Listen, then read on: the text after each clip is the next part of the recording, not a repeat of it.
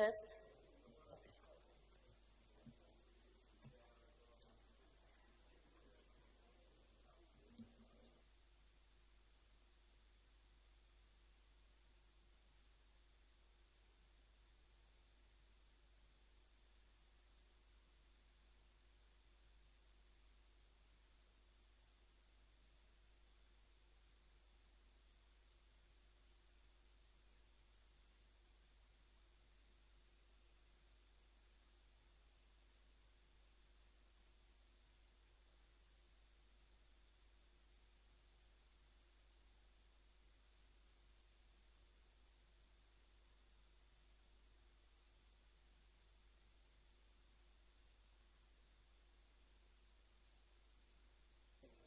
Test.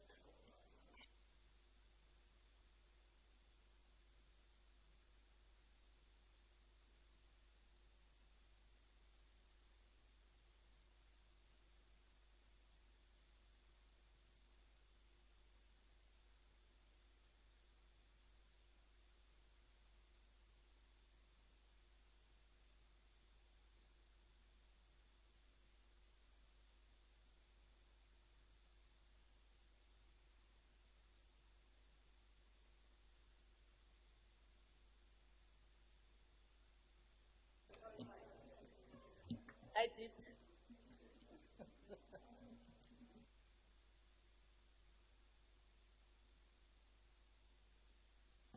Testing.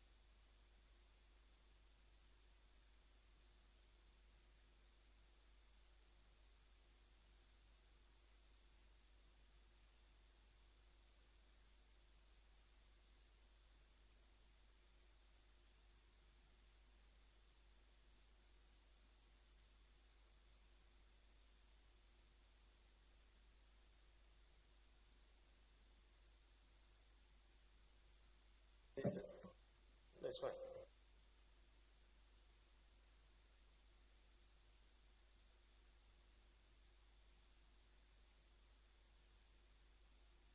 Testing. Yeah.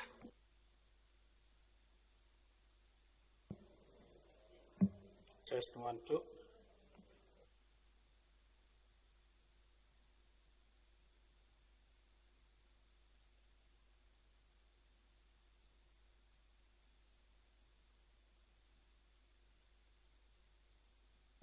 Test 1, 2.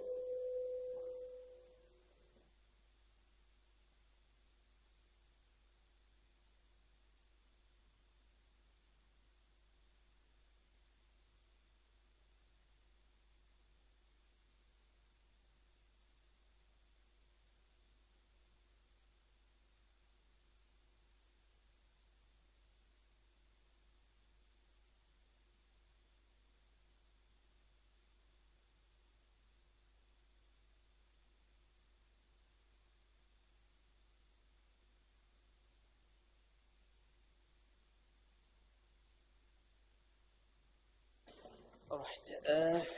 Greetings, colleagues. We're going to resume shortly, but I think there's other councillors that went out. If we can just give them a minute or two so that they make their way back in. Thank you.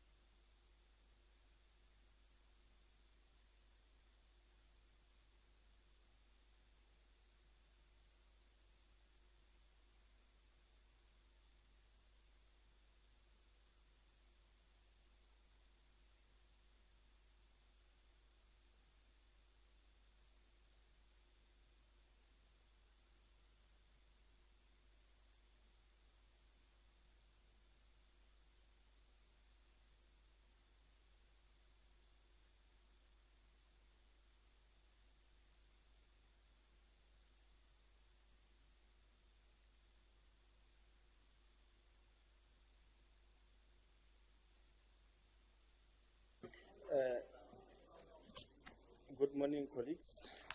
Let us settle down so that we can begin the work of today.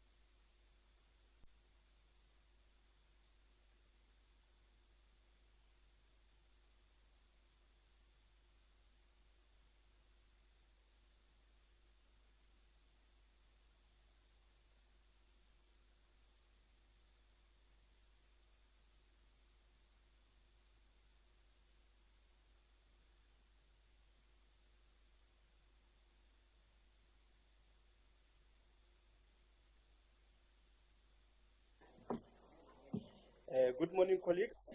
If we may proceed. Thank you for all coming to today's meeting. I can see we've got representatives from various departments, and then also the councillors are here. There were certain councillors that have stepped out during the break. Seems like everyone is back. We would also like to apologize to the committee and anyone who might be online, because we had a problem of the microphones. That's why the meeting was delayed a bit. We are now ready to begin. The meeting is not supposed to take that long, and I'm sure we'll move very quick on issues. I'm going to ask that we have a moment of silence so that we just have we'll open this with other meditation or prayer for about a minute or so.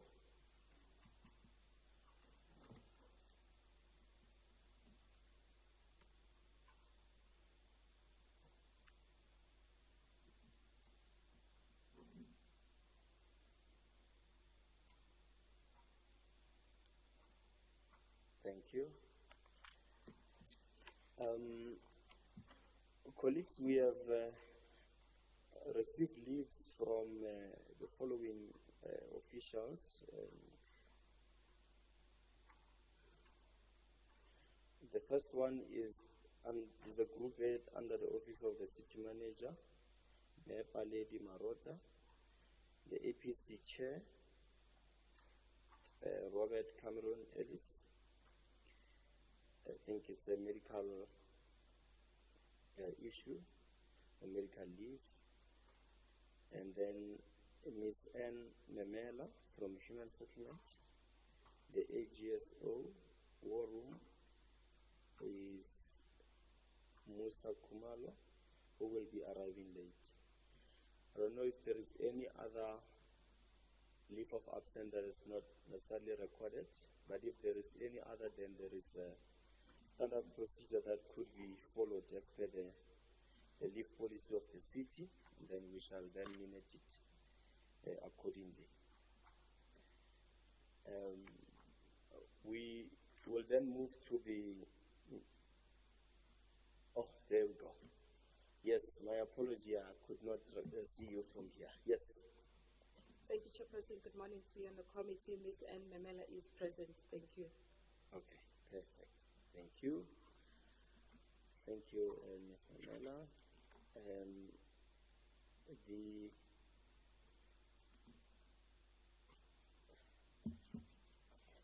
We'll then process the minutes. Minutes for consideration is for the Section 79 Standing Committee on Public Accounts meeting held on the 7th of March 2025. And then the minutes for the special public accounts meeting held on the 24th of March 2025. So the first set of minutes that we are going to consider is the one for the 7th of March, and the minutes have been circulated via the SharePoint.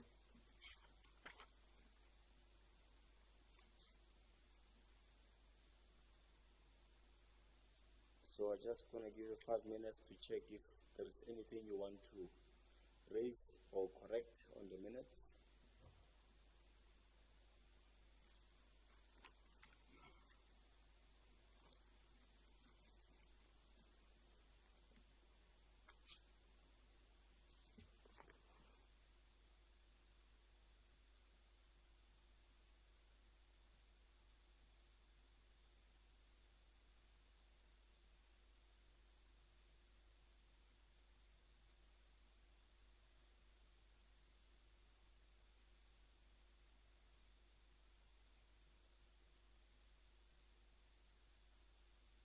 Okay, I believe there is no corrections as recommended. Thank you. The second set of minutes will be for the 24th of March. It's a special public accounts meeting. Is there any corrections on that? Okay, as recommended. Thank you. All right.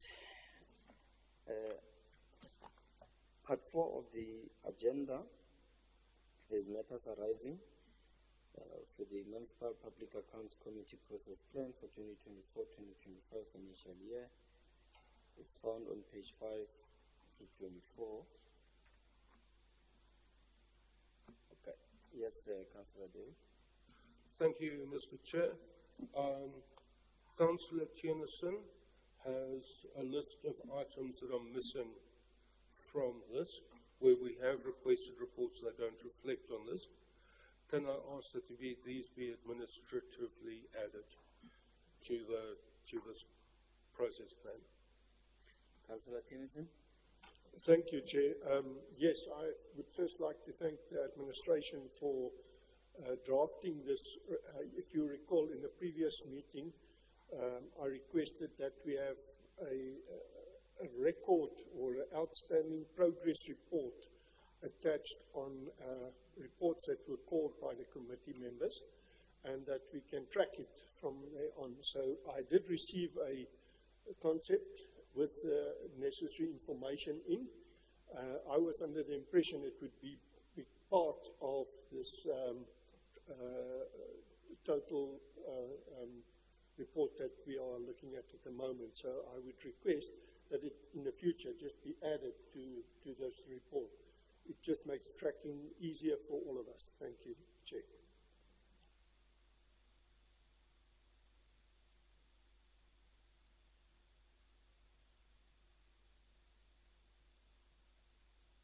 All right, thank you.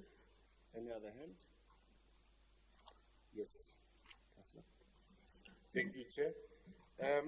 Chair, on a different subject, but this is in relation to standardized item on our agendas. I see on today's agenda we don't have the standardized consequence management report on today's agenda. Is there perhaps a reason for that? Thank you, Chair.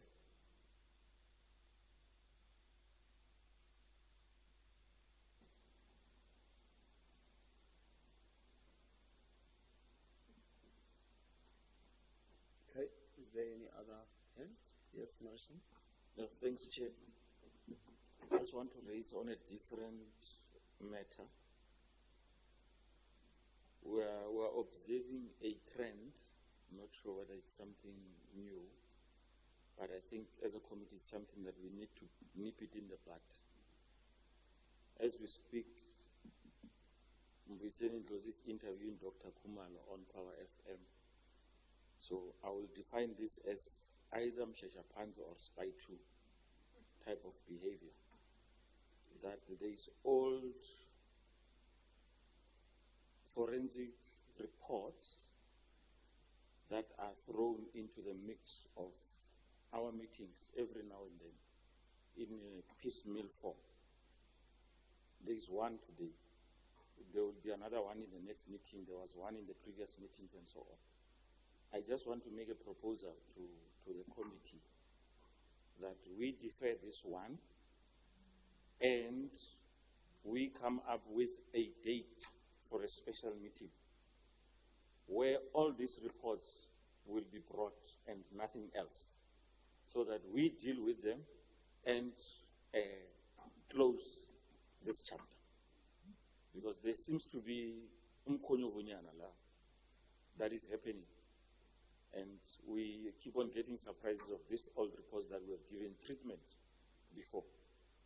So I just want to make that suggestion that let's defer this one, and as a committee we decide on a date, and all these reports, they must be brought to our attention so that we deal with them and then we close this chapter. Because it can't be that every now and then reports are recycled. It's a waste of time for us as a committee. We have given treatment to some of these reports, and there's recommendations, there's all this sort of manner of resolutions to it.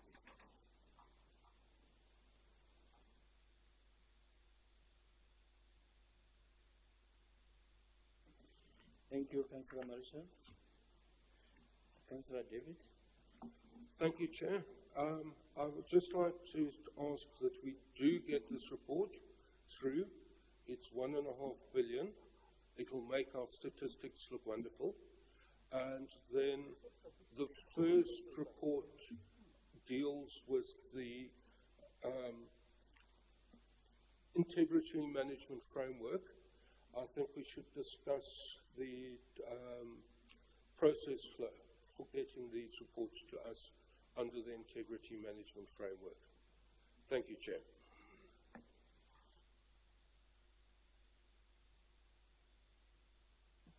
Thank you.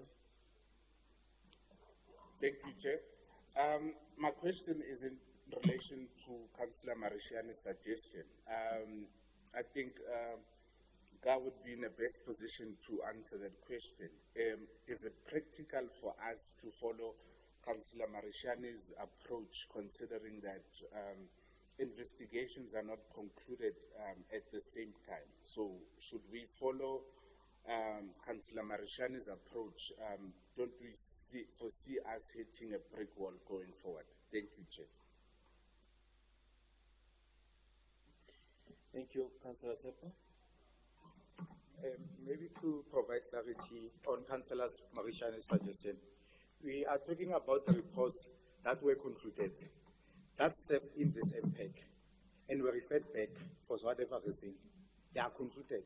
I think I have them even in paper form. That's how old they are, these reports. Let Africa, I can count the number of them. They came to serve in MPEG on the same day using a Bible of these documents. And this report, for some reason, is like somebody is remote controlling in the back, deciding that today I'm bringing this one, tomorrow I'm bringing this one. I would love that those reports that are considered, the investigation is done. They have served in pay. If the investigation was not done, then they would not have served. We have seen them before, and they were referred back for whatever reasons, and they were withdrawn, and then they come back slowly but surely. So somebody decides today should be South Africa, it must not be, today should be what or what. And I don't know what systems is in place to deal with that.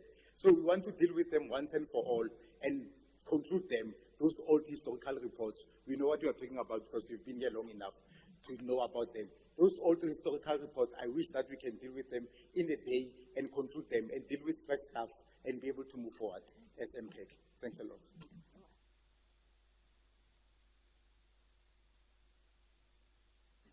All right, thank you. There was a hand. You covered Councillor Zila for now. Okay, the CM.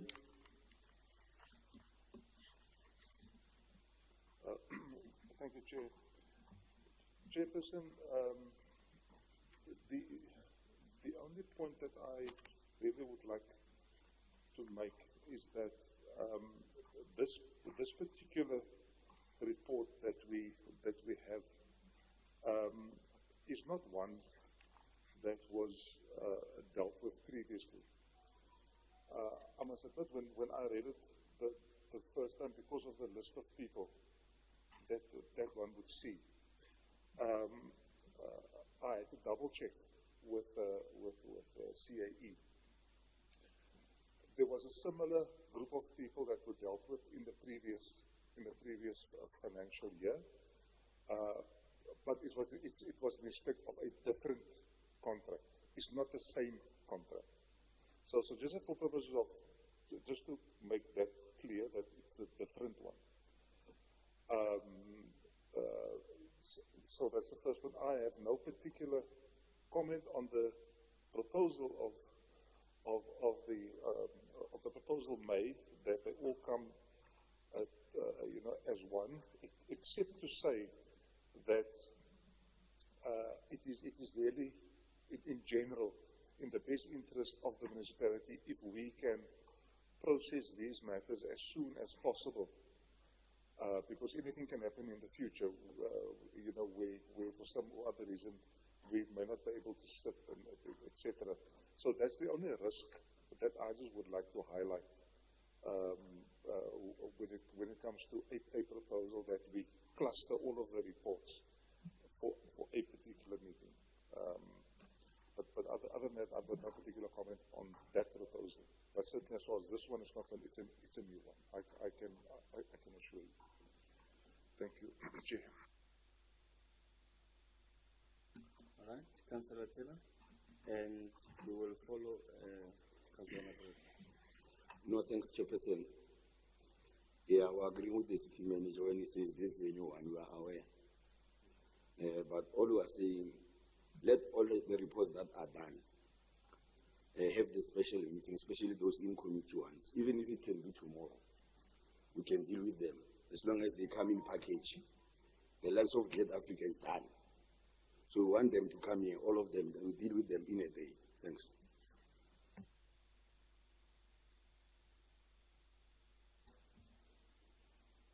Thank you. Yeah, thanks, Chair. We want to agree, but maybe let's have it in a more succinct manner. Can the Secretariat get us all the reports that were deferred back, for whatever reasons, done and be deferred back, and let's have their status, so all of them, their status of where they are now, and then we come back and sit and agree as to when can we then come back to consider all of them based on the status of where they are right now. I don't know, we are throwing it back to your office. Since this term has begun, am I correct, Councillor?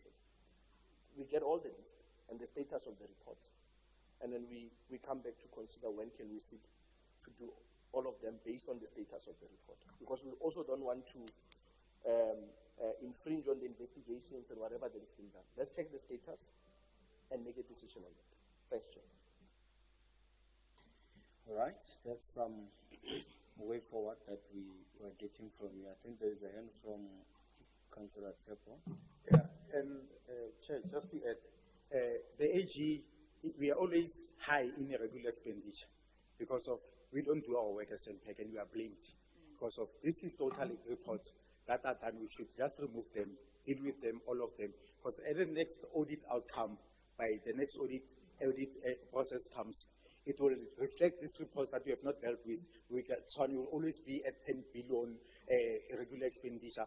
And when you realize the current ones is less, it's only 2 billion, 3 billion. Those are historical ones that keep reflecting, and we don't deal with them. So it's high time they are done, we deal with them. So that this impact does the work, we remove them. We know that we have dealt with 6 billion 1 day or 2 days, and then we know that we have dealt with them, we resolved on them, either we recover or we write off, we agree as MPEC, and we deal with them. Thanks a lot. And agreed. It seems that there is some consensus here amongst committee members that we then come back with that comprehensive approach. Then we deal with these things so that we make some form of impact, not just necessarily picking one report and randomly and so on. So I think the suggestion of Councillor Matsibatela, and of course with other councillors, then will have to be carried, that particular suggestion. Yes, Councillor David. Thank you, Mr. Chair. Just procedurally, I suggest we put a recommendation together and attach it to the framework report, because there's a lot of information in there on this issue, and I think an additional recommendation that we get the list and how far they are, that will solve our problem. So We'll work on an additional recommendation as on the grounds discussed. But just from the process flow, I would appreciate it if we do the one confidential item. And if we do the one confidential item, I won't say anything. Thank you, Mr. Chair. Thank you. Yeah, Councillor Zilla? Yeah. No, we're agreeing with the whip of the DA. But I think we must also put a time frame. Because, as I said, we agree with the city manager that these reports are very important and we don't know what will happen tomorrow. So we must deal with the time frame also. Thanks. Maybe you should suggest and lead us. You are coming with a proper proposal, but at least give us some time frame yourself. Remember, Chair, we're going to be advised by your office, your secretariat, on those reports, because we only want reports that are done. We don't want to interfere with the investigation. So as long as your secretariat can, even if the secretariat can confirm now to say these reports are done, we can come back anytime next week or Monday or Tuesday, because we want to deal with them. Okay, so you basically saying because the consolidation and the background work, administrative work to double check which reports are done, it's not done, then we'll then get a time frame shortly after that. Okay, but then in principle it should be done as soon as possible. Okay, and in a comprehensive manner. All right, that's fine. There was a proposal that we add that recommendation on report number 1. Just on a lighter note, Yes. Councillor Zilla and the CM, they talk about we might not know what might happen tomorrow.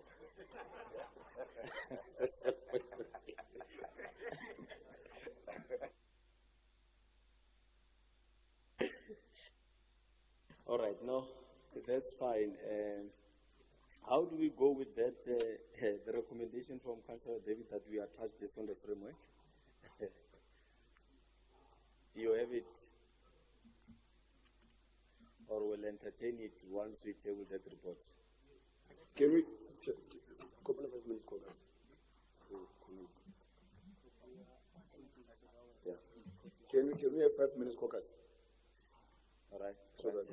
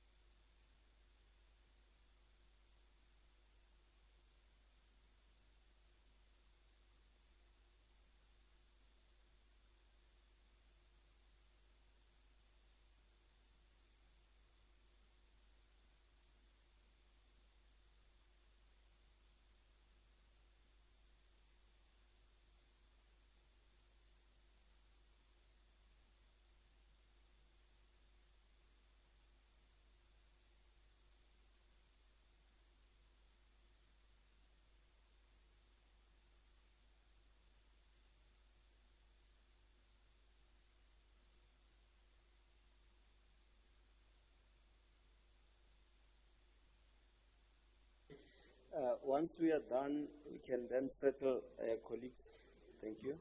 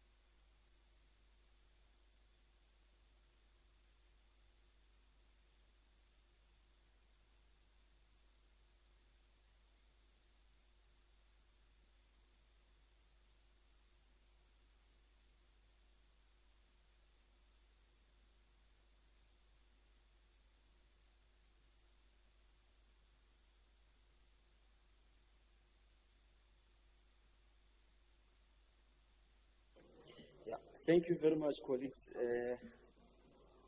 If we can then settle so that we can entertain the reports before us.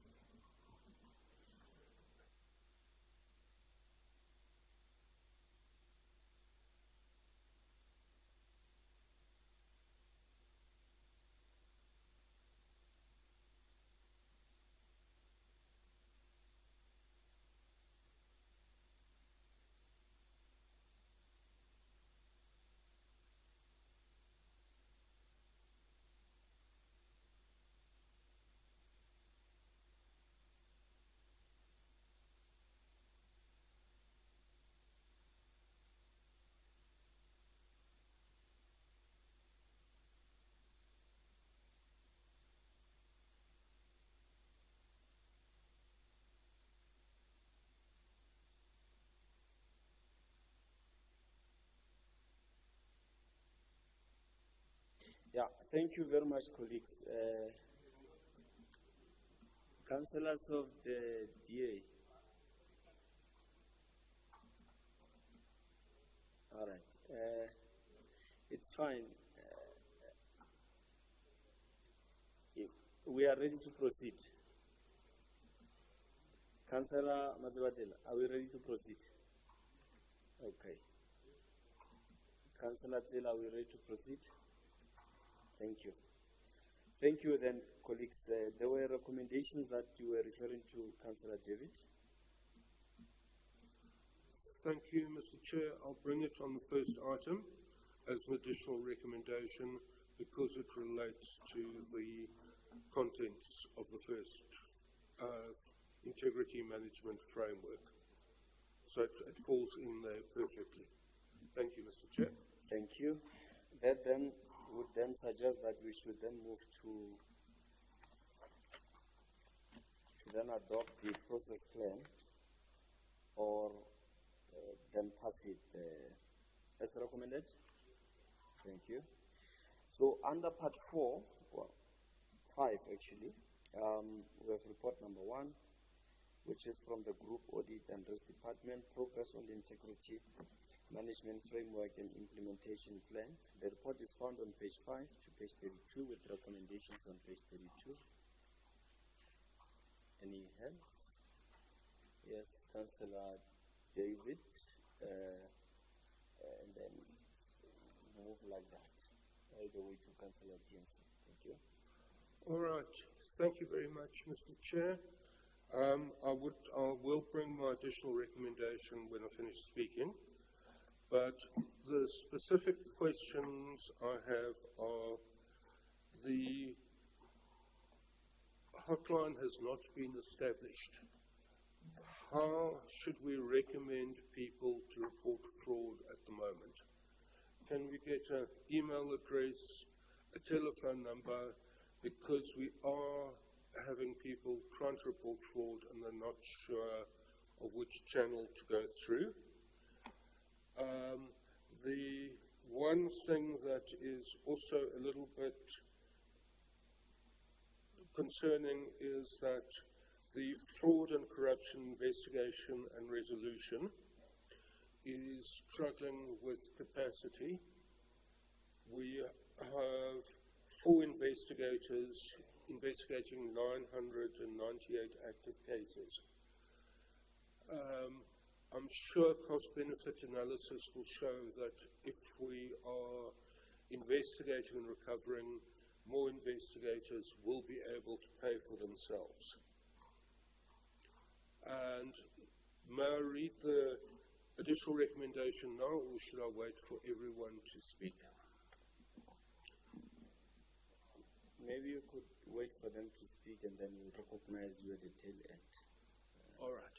Thank you, Mr. Chair. Yes, Thank you, Chair. Chair, in terms of what was just being said, I have similar concerns, so I will waive at this stage. Let's see what the recommendation is and answers to the questions that were asked. Thank you. thank you. Yes, Councillor. Thank you, Chair. Chair, my question is in relation to the implementation of the plan, specifically digital alert and awareness articles. I see that has been achieved. So my question is, are we satisfied that these interventions that we're making for awareness, are they assisting, or it's just a box ticking exercise to say we've made people aware of something? Do they use this information, or it's something that just pops up in the email and ignore? Or are we satisfied that as much as we achieved these targets, we achieved what these targets are meant to do? Thank you, Chair. And also, just a final question in terms of awareness. Point F speaks to ethical gifting over the festive season. Why is it just over the festive season, not just ethical gifting throughout the year? Thank you, Chair.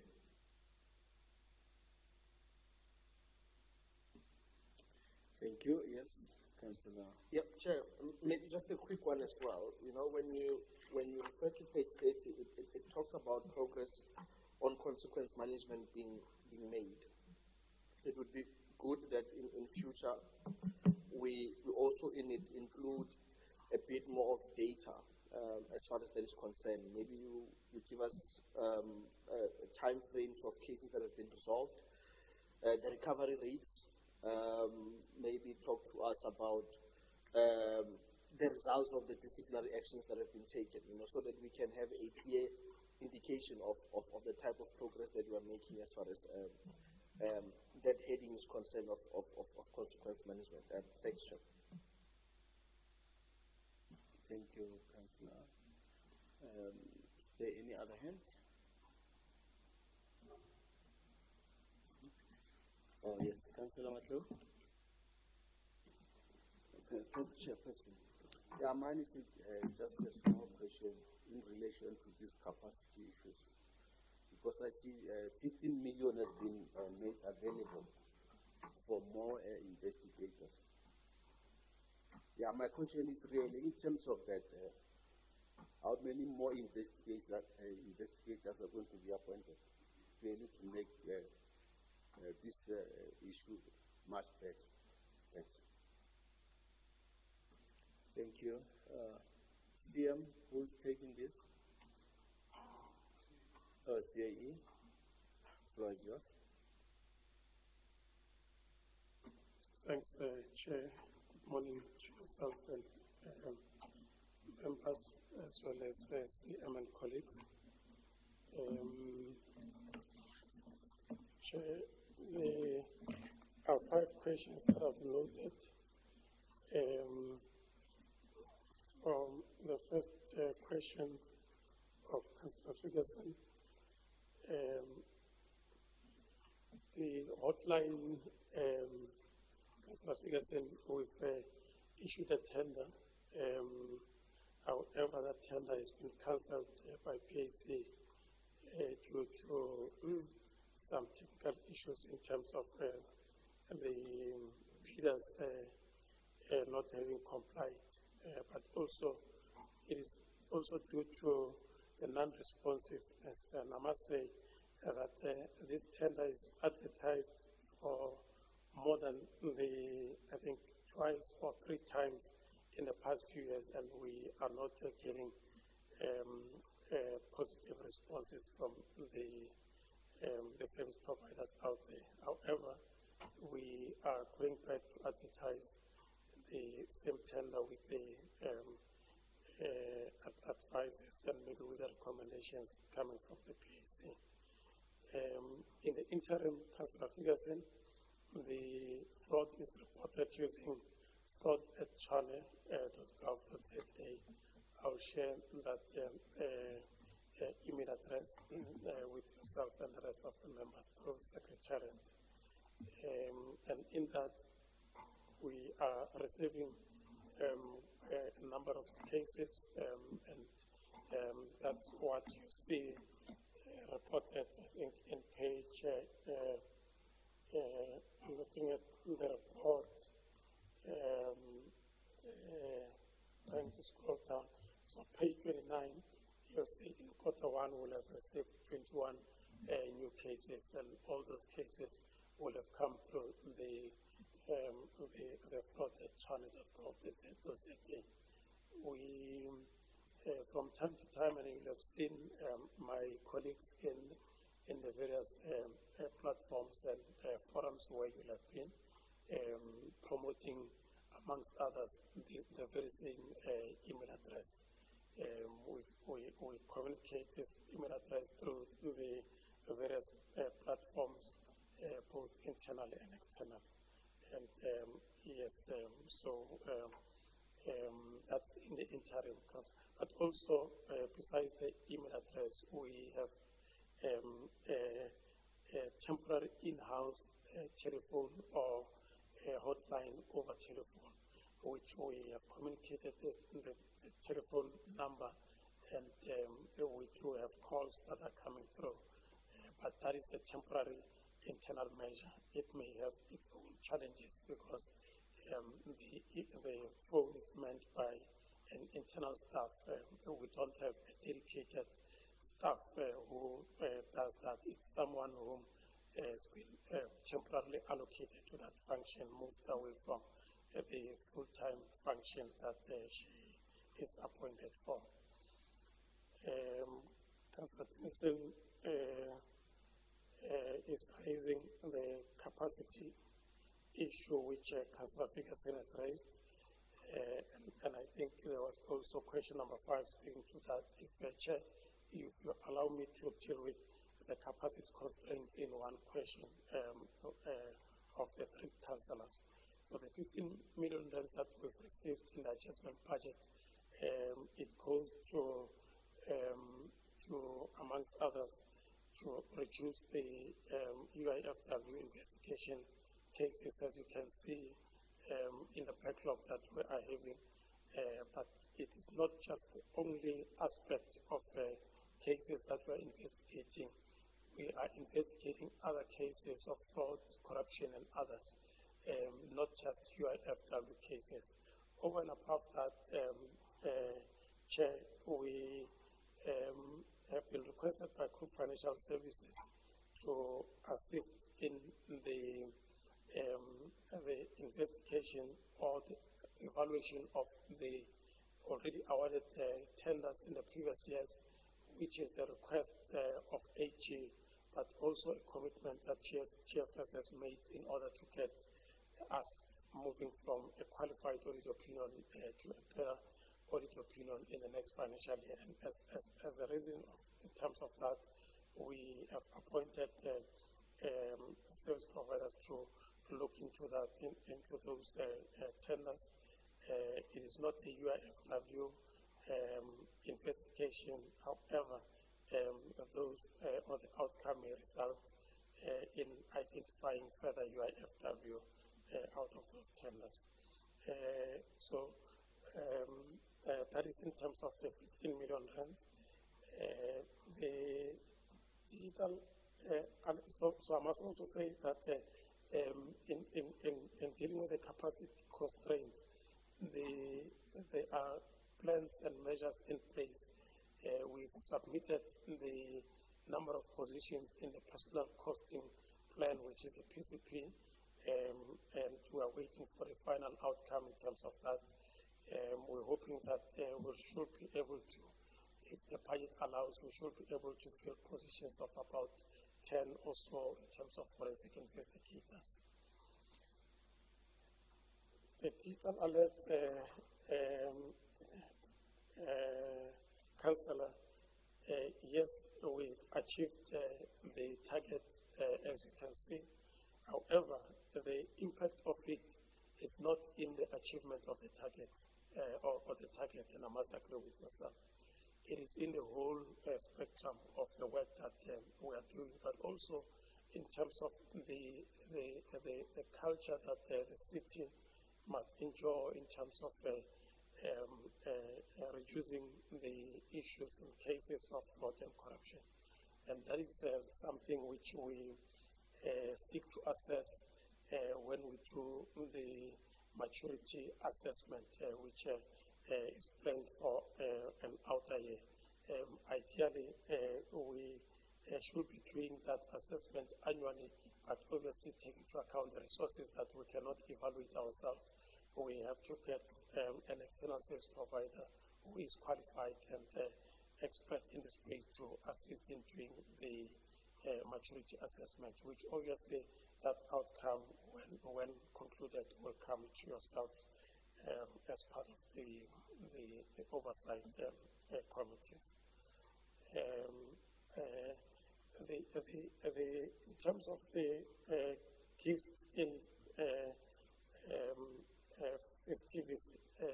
festival or festive seasons, we have outlined that so that we are focusing specifically in the season, because we know that that is a peak season whereby the gifts are exchanging hands in more often. But also we've got that KPI overall in as far as the declaration of gifts is concerned. It's part of the conflict of interest, which on a monthly basis and on a quarterly basis we administer the gifts register, where employees have to declare the gifts of above a certain value according as such. But we outline that so that we are able to zoom in specifically to look into the season. Councillor Matsibotela's comments are noted. We'll expand the reporting. However, Chair, I must say that some of the information might be consumed by the in-committee and not necessarily this platform. So we'll look at what set of information that can be consumed by this forum, and if there are issues of maybe confidentiality that we have to deal with, we can produce and supply that information to yourselves in the in-committee. Chair, I think I've covered all the questions. Thank you. Thank you. Is there any follow-up? We covered. Right? We'll start with Councillor Maziwadela and then Councillor Rodney, respectively. You want to go first? No. Okay. Chair, thanks. Maybe mine is a follow-up on Dave's question, and thanks, CAE. Around the call center, what is it, fraud line? Am I correct? Yeah. That the reasons given here are very vague, man. And also, maybe the CAE also was a bit vague to say, we are not getting suitable bidders, if I'm getting it correct. Maybe we then need to revisit, is the issue with us or with the bidders? Are our specifications right? You know, we have other anti-corruption hotlines, whether it's the National Anti-Corruption Hotline or the SASA one, even SASA has one. How are they getting it right? And we are unable to attract the right people. If the CAE doesn't want to speak of it here, and maybe he wants us to resolve in committee, he can advise us, and then what are the real problems of not being able to attract the real bidders, the correct bidders? Because we can benchmark with other cities. I think Cape Town also has one.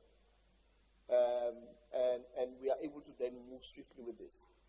Part of what you are saying, that there must be a culture change. It can be assisted by this, where people know they can safely report this culture that you are saying that it needs to be changed.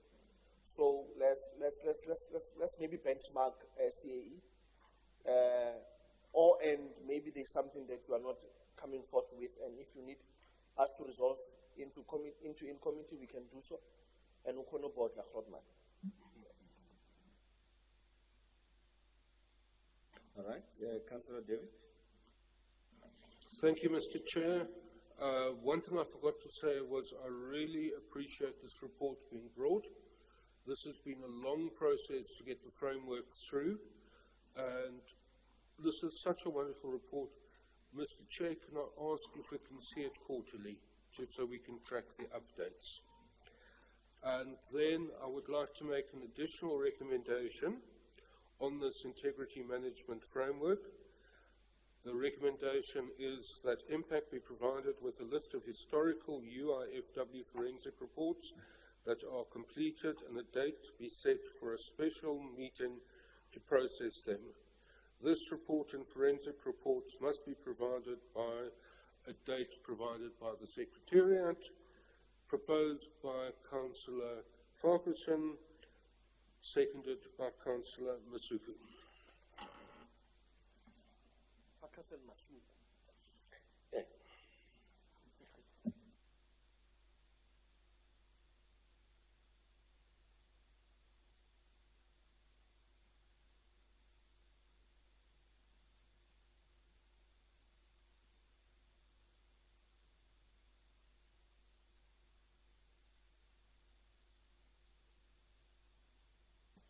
So,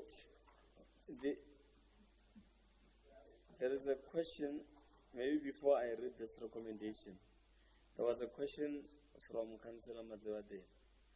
Maybe the CAE will deal with it, and then I'll read this on record, so that we don't find ourselves, or you find yourself not answered, and then you will then close the report, as it may. CAE?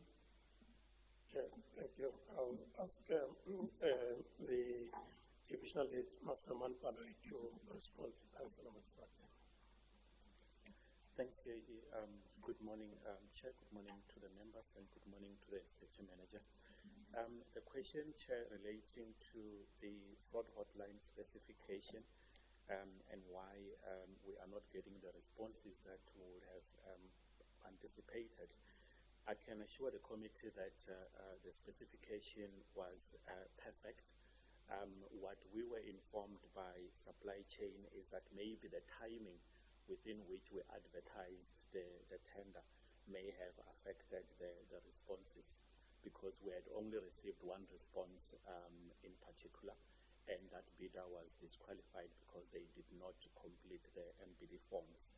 So what we then agreed with supply chain is that we will certainly benchmark and understand how the other municipalities and departments attract responses on their tenders, particularly on the fraud hotline, because there are about less than 10 service providers for this kind of a service in the country.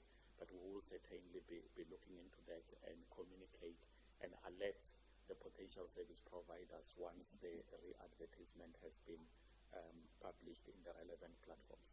Thanks, Chair. Thank you. I will then read the recommendations from that have been placed before me. Additional recommendation for the integrity management framework is that the MPEC be provided with the list of historical UIFW forensic reports that are completed and a date be set for the special meeting to process them. This report, these forensic reports must be provided by the Secretariat, and a date will be provided also by the Secretariat. The recommendation is proposed by Councillor D. Ferguson and seconded by Councillor E.N. Masuku. As recommended? Thank you. Thank you, colleagues. This will now take us to item number 2 under part 5, and it's from Group Financial Services, Local Government Municipal Finance Management Act of 2003. It's the in-year financial report monthly budget statement for the period ending 31st January 2025. The report is found on page 33 to page 71 with recommendations on page 40. Any questions, comments in the report? Oh, there we go. Councillor Tennyson, and then Councillor High School Councillor Tennyson. Thank you, Chair. Yes, on the immediate response is, it's a good thing. In terms of the expenditure that was also less than what was stated. However, looking at this report, specifically in terms of the lower operating revenue, the 65 million shortfall in operating revenue could mean fewer resources available to fund critical services and operational costs. This might result in delays or reductions in certain service delivery initiatives. Secondly, the reduction in operating expenditure, while spending 3.6 billion less than the budget, might indicate efficient cost management. It could also suggest underutilization of funds meant for service delivery. Essential projects and services might be postponed and scaled back, impacting on the community. So in summary, Chair, I would like to say that the financial state highlights a delicate balance.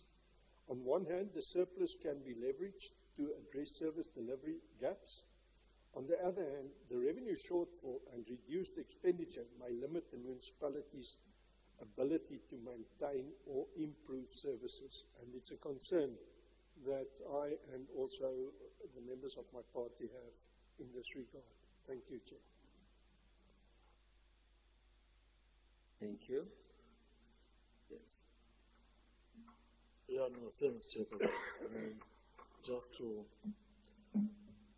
ask, in terms of, we have been observing a worrying trend in terms of meter readings.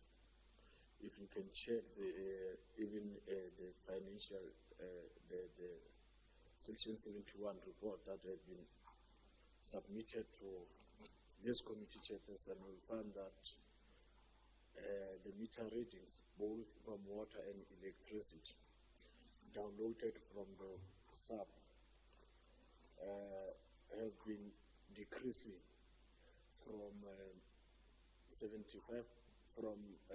83% to 75% inconsistently, depending on the month, which affect negatively the city's effort to collect revenue.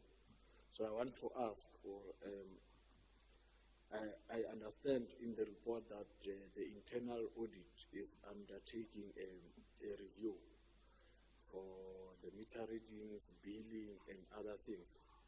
But I wanted to understand as to, in the interim, what is being done to correct this inaccuracy of meter readings or decrease of these meter readings. as we are waiting to find a permanent solution in terms of these meter readings. The other issue is in relation to, we have been reading a chairperson about the sub-for-HANA synchronization, extracting data manually, but which is not sustainable. And want to ask a direct question as to when this synchronization is going to conclude it, because we have been told no, we are busy concluding, but we want a commitment. When is it going to be concluded, so that the accuracy of the information could be sufficient? If you read the comments of the Chief of Emergency, and which we aligned ourselves with those comments, is that there might be errors in terms of reporting if this synchronization does not complete it as soon as possible. So we'll be happy if whoever is going to respond is going to take us into confidence. Firstly, what is there any plan, interim plan, to deal with the decreasing of meter readings, deal with them in terms of what might be the issues, and secondly, deal with the issue of when this synchronization of sub-for-HANA will be completed. Thank you, Chairperson. Thank you. Is it a CFO? Thank you. Chair, thank you so much. I think the first comment from Alderman Grandi in reference to our shortcomings of 4 million in revenue, as well as potential underspending on operating expenditure. Chair, I think what we want to give comfort to the committee is that we've got a number of strategic initiatives currently running that are yielding sufficient results. We've seen the liquidity position improve and increase our ability to deal with arrear debts with the city that had burdened the city in the past. So I think, Chair, we are confident that from a revenue perspective, the city is on the right path, and the system that we're putting in place is bridging all these gaps and shortcomings that are there.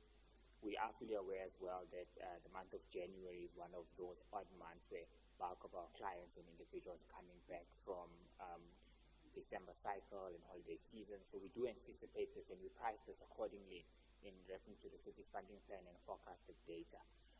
Of course, in the months of Feb and March is then where we start putting systems in place to rally an improvement on the gaps that we have picked up. In reference to the under expenditure, I think we also taking note that bulk of this and the work that is being done we do finalize this year, and in particular processes that work is being done, invoices are being processed. At this stage in time, we are happy with the information that is being included, taking into account of the invoices that could have been verified at this point. So I think it does give an indication that we are in a position to honor all our obligations at the end of each cycle. Case in point, honoring the ESCOM bulk utility account, rainwater account, the city's employee-related costs, and all other service providers. We've seen a massive improvement in those. So it does give confidence that there is a balanced mechanism on board to bridge the gap in terms of the city moving forward as a going concern. The second element on meter reading, I think we do as well have systems in place. We'll take note that for the past 3 months in consecutive, the city has been in a position to surpass from an actual meter reading perspective. For the month of, I'll take February for argument's sake, we're sitting at 93% on actual meter readings. Yes, there were portions like portion 5 that were struggling, and there were portions like portion 21 we were struggling as well. But we had put systems in place to try and roll out the metering and installation of meters. From a stock perspective, meters are available. The team from Water and Sanitation and Electricity are assisting us to roll this out and expedite the process. For the month of March, we closed with 92% on actual reading. The shortcomings that we had, we ensured that meters are estimated accordingly in line with the 3-month cycle that we had. Our target is to improve, of course, towards 95% on an actual meter reading perspective. We still find ourselves with a shortcoming of about 2 to 3% on a monthly basis. But I think the systems that we put in place have been in a position to increase the meter reading. We are monitoring this from an individual portion perspective. In some months, we've got more than 10 portions that exceed 100%, and we're trying to maintain that status quo moving forward. So there are systems in place, Honorable Council, to try and bridge the gap and increase our actual meter reading for all our clients. But I think what also gives us comfort is that within a 3-month cycle, at least our meter reading teams do find themselves going to a property, which then validates the billing cycle that we have. On the S4HANA matters, I think to make this a bit easier, it's more of a budget-related concern that we roll out the modules on S4HANA on what's essential first. Currently, as we're speaking, the city's trial balance, general ledger, and all accounts are fully integrated on S4. We're fully aware that there are 2 components that are currently sitting on the old ECC6. That's the payroll function and it's the billing cycle. Those, in terms of the S4 plan that we have on board with the shared services, will only implement from a billing cycle in the 25-26 financial years when we'll start the rollout process. We have put in place over the medium-term revenue and expenditure framework budget funds available to complete the rollout process. At present, for now, we are utilizing the integration process where the data streams are compiled and we manually integrate from ECC6 to S4HANA. And we are comfortable with the data that we're importing. We do quality assurance checks on a monthly basis. We give it any discrepancies that are picked up accordingly within 10 working days, so they are incorporated accordingly before we finalize our reporting cycle. We do have an S4HANA business plan in place. In the next financial year, we are planning to integrate the Tshwane Market as well as Vulnerable Airport completely fully on S4HANA as well, where we're now moving away from their own subsidiary systems, which then increase our ability towards implementing the plan that we have, Chair. Thank you. Thank you, CFO. Is there any follow-up? Okay. As recommended. Thank you. Well, this then will bring us to report number 3, which is in committee. We will then, let's get your hand first, yes. Thank you, Mr. Chair. Can I ask that we move on to the supplementary agenda and then do the in-committee at the end? Thank you, Mr. Chair. Thank you.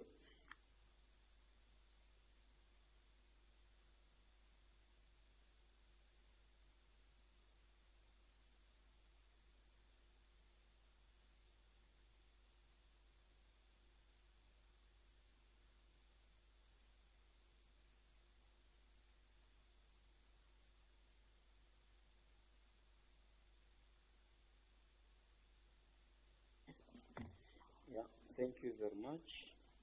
I think the suggestion from Councillor David, and it's a progressive one so that we don't find ourselves having to call back the officials.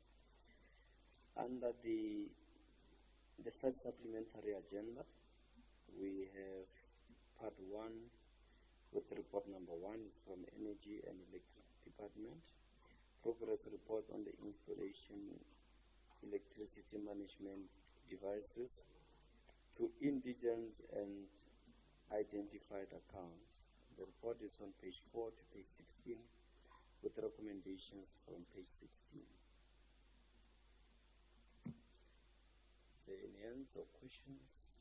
Yes, Councillor Karabo. Thank you, Chair. My question is in relation to page 5 of the report, which speaks of the table which speaks of indigents without prepaid electricity meters. And the reasons for that is outlined is that community intimidation where meters are rejected and installers are chased away, mainly in Soshanguve and Mamelodi. The customers' accounts are in arrears and the debt is high. When they switch over to prepaid, the money is taken by the debt. Other customers indicate that the installation must take place during the day of SASSA payouts. on the day of the payouts, customers are not found resulting in meters not being installed. My question is to say, looking at all the figures, Soshanguve, Region 1 in Soshanguve seems to be the place with the highest number of indigents which do not have prepaid electricity meters. Would I be wrong to say there seems to be an issue in Region 1? Because looking at all other regions, let's look at Atteridgeville, the number is not as high as in Soshanguve, and also looking at Mamelodi, it's not high as Soshanguve. So would I be wrong to say some of the reasons that are advanced here are not really solid? Maybe the issue should be attributed to officials not doing their part. Thank you, Chair. Thank you. Is there any other hand before? Okay. Oh, yes, Councillor. Yeah, maybe just a quick addition. With this rollout, this what do they call it? This one that we approved yesterday, item 2.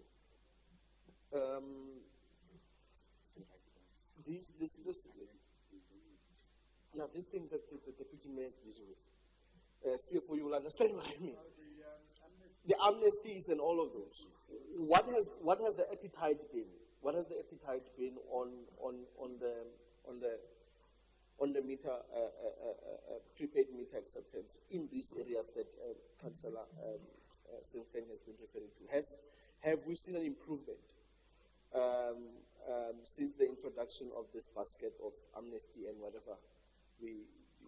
There's a term, but it's running away from me now. That is being used. Thanks, Chair. Thank you. Oh, yes, Councillor Tinsley. Thank you, Chair. In terms of page 7, in the table, there's the matter considering only that 25 of the targeted 750 prepaid meters have been installed. This is only 3% of the goal, if I look at that table.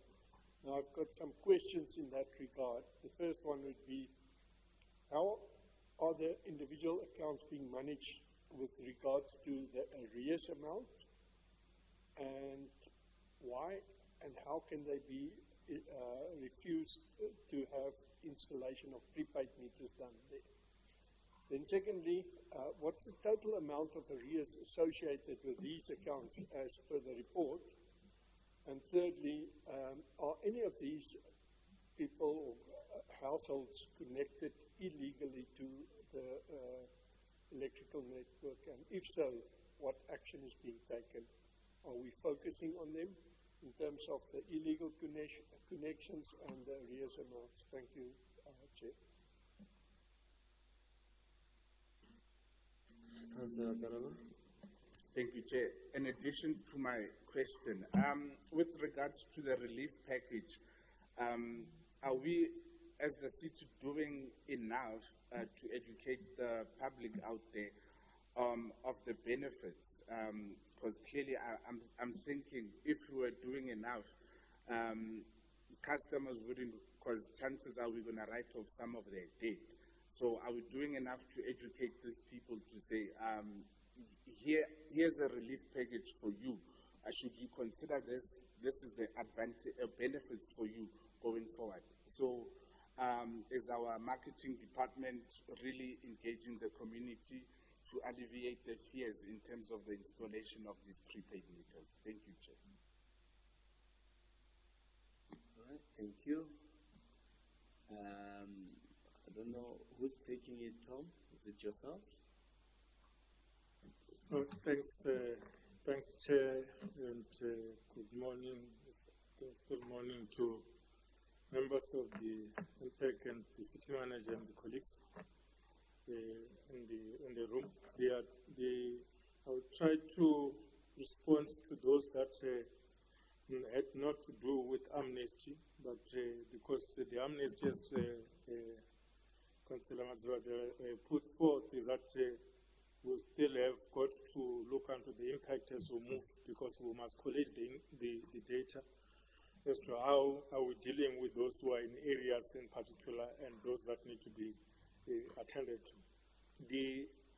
On page 5, as stated by the member of the MPEC, that we have got 7,056 customers of the city of Tshwane without prepaid electricity.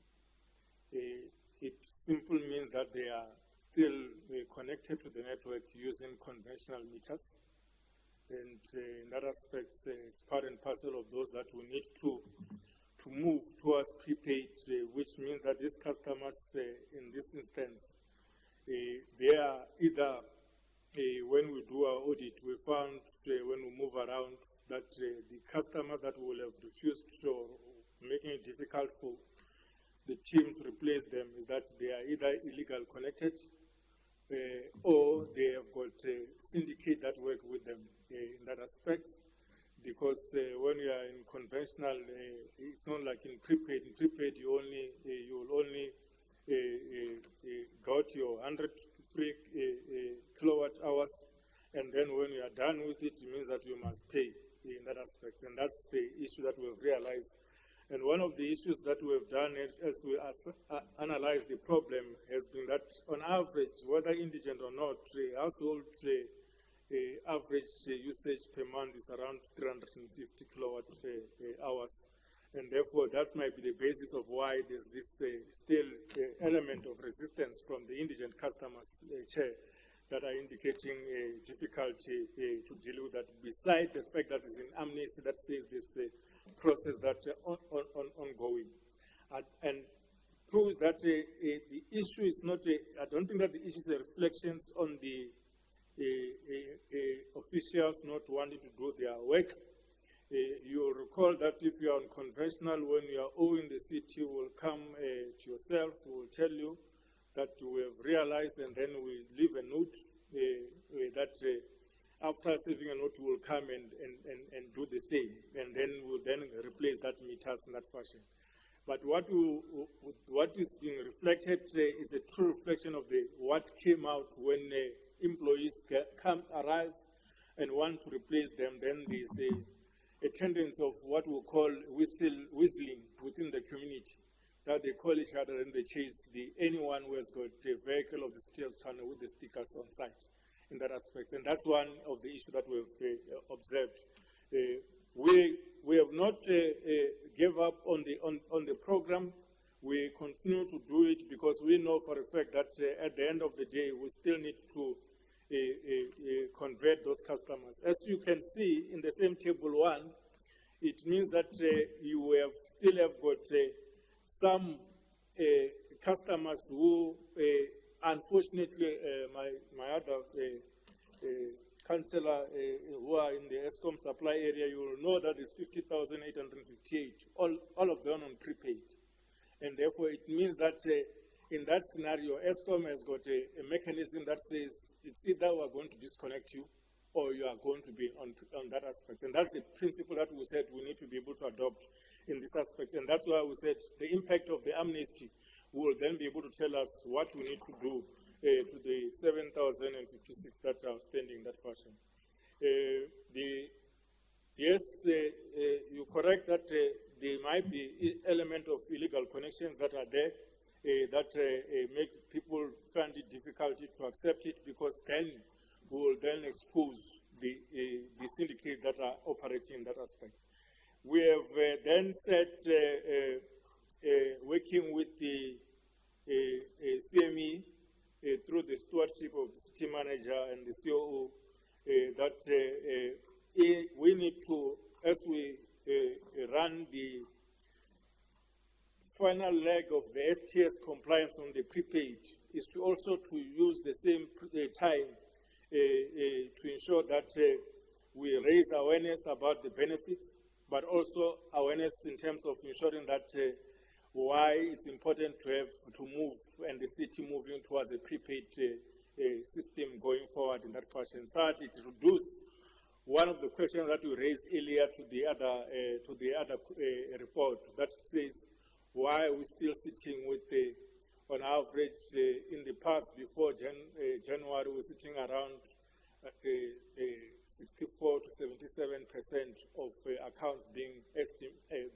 not read, and then 77% of accounts being read, which means the rest being estimated. Therefore, the important is for us working with CME to say it also remove an element of estimations on those accounts that we need to provide for that in that fashion. And I think I will leave, as I said, to the CFO to deal with what we're going to monitor after the amnesty, because as we said, the amnesty is launched, and then we're still collecting the data, and then we'll then look into what is its impact, and then we'll come back and advise both the mayoral committee, council, and of course, by extension, this committee in terms of the financial implication of the amnesty towards all the customer categories. Thank you very much. Thank you, Tom. I think the CFO, yes? Chair, thank you. Just to add in reference to the amnesty, we had a take on of about in excess of 10,000 accounts at the end of March. This is an indication that we've got 10,000 new clients on board, and if we estimate consumption at about 500 Rand per household in terms of consumption, that's an extra 5 million Rand additional revenue base that the city didn't have. So I think this is overall. We will categorize it, of course, upon completion of the program in terms of various and specific areas, but there is some progress that we're making in terms of getting new clients on board and getting a take-on from community members who have breached or illegally tampered with the city's infrastructure. Thanks. Thank you. That's promising. So I think there, Tom, in relation to the amnesty, I think there should be better collaboration with the ward councillors, where the message can go out in all forms of languages that are found in a specific ward, so that there is a trust deficit. Where the customers are feeling like, well, they will say it's an amnesty, but they don't know what's an amnesty to start with. But if you're able to use the ward councillors in the quarterly meetings, and then we're able to do it, there's also, these are the resources, ward councillors can go there and explain to these people and say, guys, this is the issue. And where you find issues, maybe we also then come with reports to ward councillors of the indigents in their ward where there are challenges. So that way you have more targeted approach where we know that under specific ward we've got 50 of these are the problems we're having. So the ward councillor should then be more trusted than the municipality guys who are coming to switch off. And so on. And there will be hardly any whistling against the ward councillor vis-a-vis if it was someone from ESCOM, someone from Tshwane Electricity, and so on. I think there was some hands from the ward councillors. I think we'll start with Councillor Zil.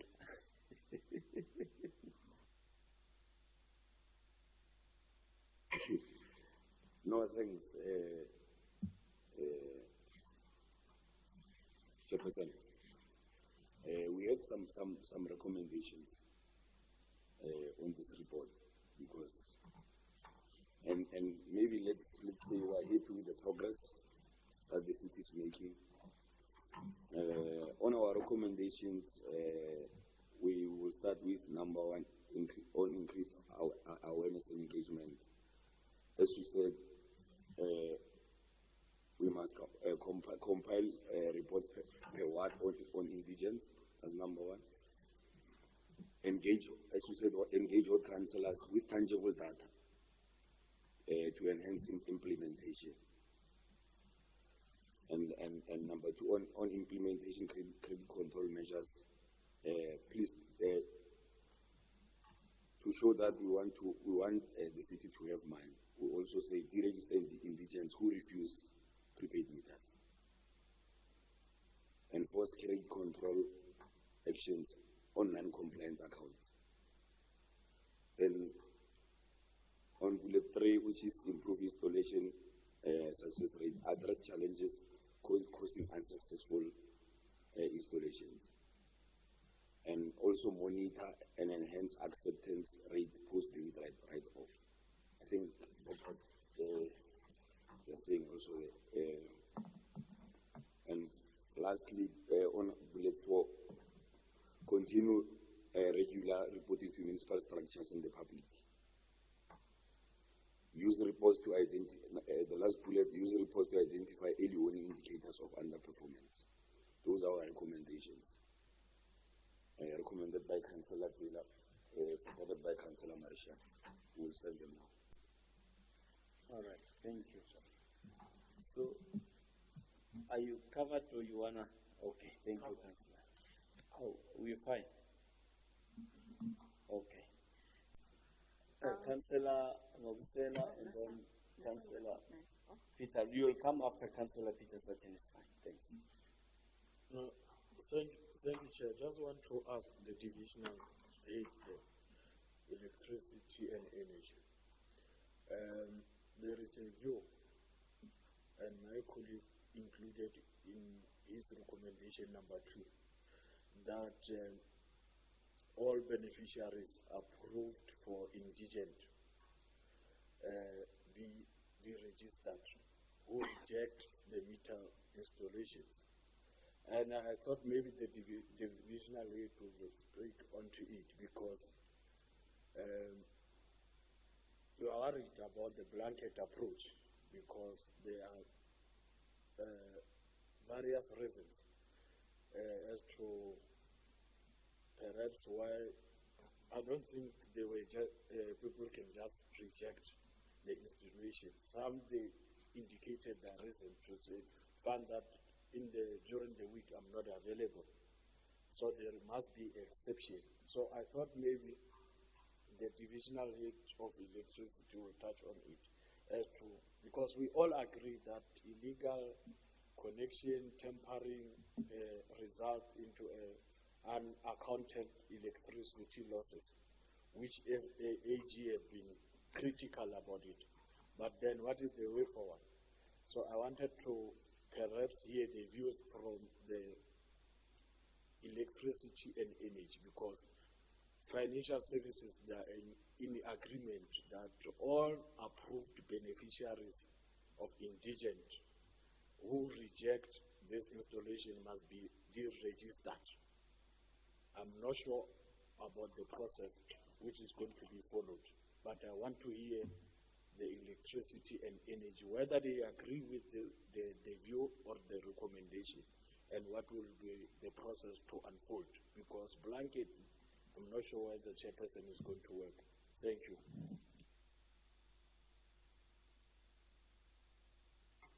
Okay, Councillor Rodney, Councillor Sutton. Apologies. Thank you, Chair. Chair, I want to just make a comment, and I firstly want to say, I think from what we can hear, the CFO is doing what is needed and he's doing the correct things, and I wholeheartedly support the approach. And I think it's very much, 10,000 new accounts, this is how we're going to change the circumstances of the city. It's taking those small measurements and they will all add up. We need to continue to fix that. But I do want to make this point, that we all look at the CFO and we all look to the CFO to resolve this. But Chair, we listen to the problems, and these are not new problems. People who are refusing to take prepaids, the whistling and all these things. But Chair, we really need to put our focus as impact and start putting pressure on the other departments that needs to indirectly support the CFO with his work. Social development. We know there's a problem with social development when it comes to the registration of indigents and the monitoring of indigents. We know there's a problem with what the term is used of shack farming. where people when their houses in the back of their properties, they rent them out for an amount, and then they give people free electricity and water. Social development being one, city planning and local economic development that needs to come on board and do their work to assist the CFO. Metro Police that needs to provide the support to them.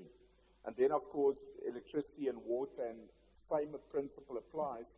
And then also how we align our capital projects and our planning to actually support the work that the CFO needs to do. So, Chair, you know, we can look at the CFO, and the CFO can try and resolve. I mean, he's going to put his people in, and Tom's going to put these people in. My apology, the group head, but he knows me. It's fine. He's going to put his people in, and they're going to get this whistle blowing, and they work under high threats and aspects. But Chair, I think at some point I'm going to ask that as impact, we need to get these other departments in this chamber on an impact meeting, and we need to discuss their support to the CFO and obviously the work that needs to happen there, because we can't simply just leave this up to the CFO. There's a lot that rests on his shoulders, but he needs those support, and I am of the opinion he's not getting the support from the other departments that he needs. It's not his job, and it's not Tom's job to deal with whistleblowing where people are doing illegal stuff and not paying. There's other departments that needs to come on board on that, and we need to start putting the pressure on them and not only on the CFO. Thank you, Chair. Thank you. Yes, Councillor. Maybe, Chair, I'll emphasize on what the previous two speakers have said, but I want to put it in this way. We have challenges as ward councillors where we have civic organizations that give community different messages from what one wants to achieve at the end of the day. So my plea is all the departments that deals with the revenue collection of the city, they must not work in isolation from the other. They must work together so that there's an impact of what you want to achieve at the end of the day. That will be my submission. Yeah, thanks. You can go ahead, Councillor, then Councillor Tsela will go on. No, thanks, Chairperson. It's Councillor Madonsa. I just want to applaud the electricity department in terms of the success of the debt review process. I personally witnessed more than 700 residents on a day registering the issue of debt review. But the challenge is quite clear in terms of what needs to be done from the department. I think for starters, we need to have a plan in terms of our informal settlement, because of one of the reasons our so-called old forum houses, the residents are crying with a very simple issue to say there's a lot of mushrooming informal settlement whereby there's no plan from the city to cater for them in terms of buying electricity. And in the absence of a plan, then we find out that there are many people that offer to have electricity, and those people, because they are desperate, they end up paying those people electricity that is illegally connected to them. So in the same breath, in terms of the debt review scheme that we are currently enjoying, we need to also look at the informal settlement in terms of electricity for all, so that we can make sure that we fight the issue of illegal connections. Because time and again, those formal settlements will always ask, but you want us to have a prepaid electricity whereby at the same breath, over or next door in the informal settlement, there's no prepaid, and those people are getting connection. I pause. Right, thank you.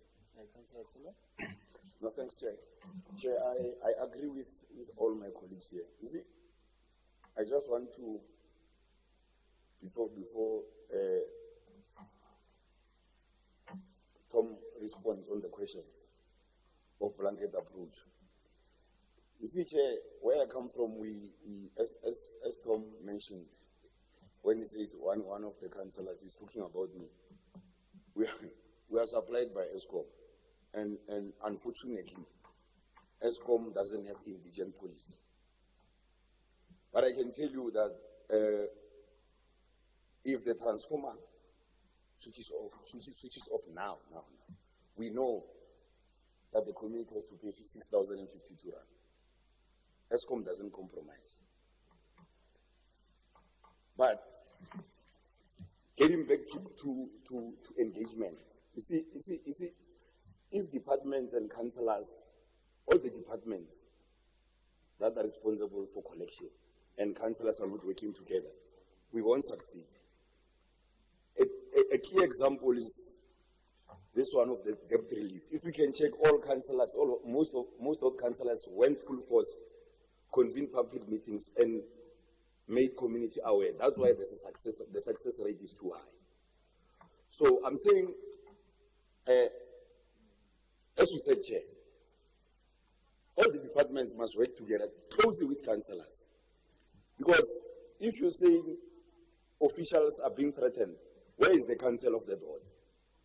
What does he or she say? Where was he by that time? Or where was she? So I'm saying, blanket approach, if you don't do blanket approach, others won't follow suit because those ones are going to say, no, if you don't punish these ones, or they will come with same reasons not to pay. So I'm saying you can do blanket approach knowing very well that others won't pay. Like ESCOM says, we want 60% of the residents who are being supplied by the transformer. Then if they can, 60% can pay those 6,052 rand, we will bring the transformers. You see, if you can, technically, they are saying 40% it's indigent. It's people who can't afford. But then they are not saying it on paper. You see. So that's what I wanted to say, colleague. Thanks. Yeah, thanks. So you were sponsoring a recommendation. I don't know if you are covered, Councillor Rodney, because part of your input was that recommendation number 2 you are not in support of. The council has explained it. I don't know if you are fine. Do we proceed with the recommendation so that we can finalize this report? What is the way forward? No, we don't have a problem per se with recommendation number 2. But then the question was that, remember, you are dealing with indigent people who sometimes doesn't have information, who doesn't have privy to information. And at some point you find that if there is no awareness, it doesn't mean that they did deliberately and intentionally rejected the installation. Found that I wasn't even there.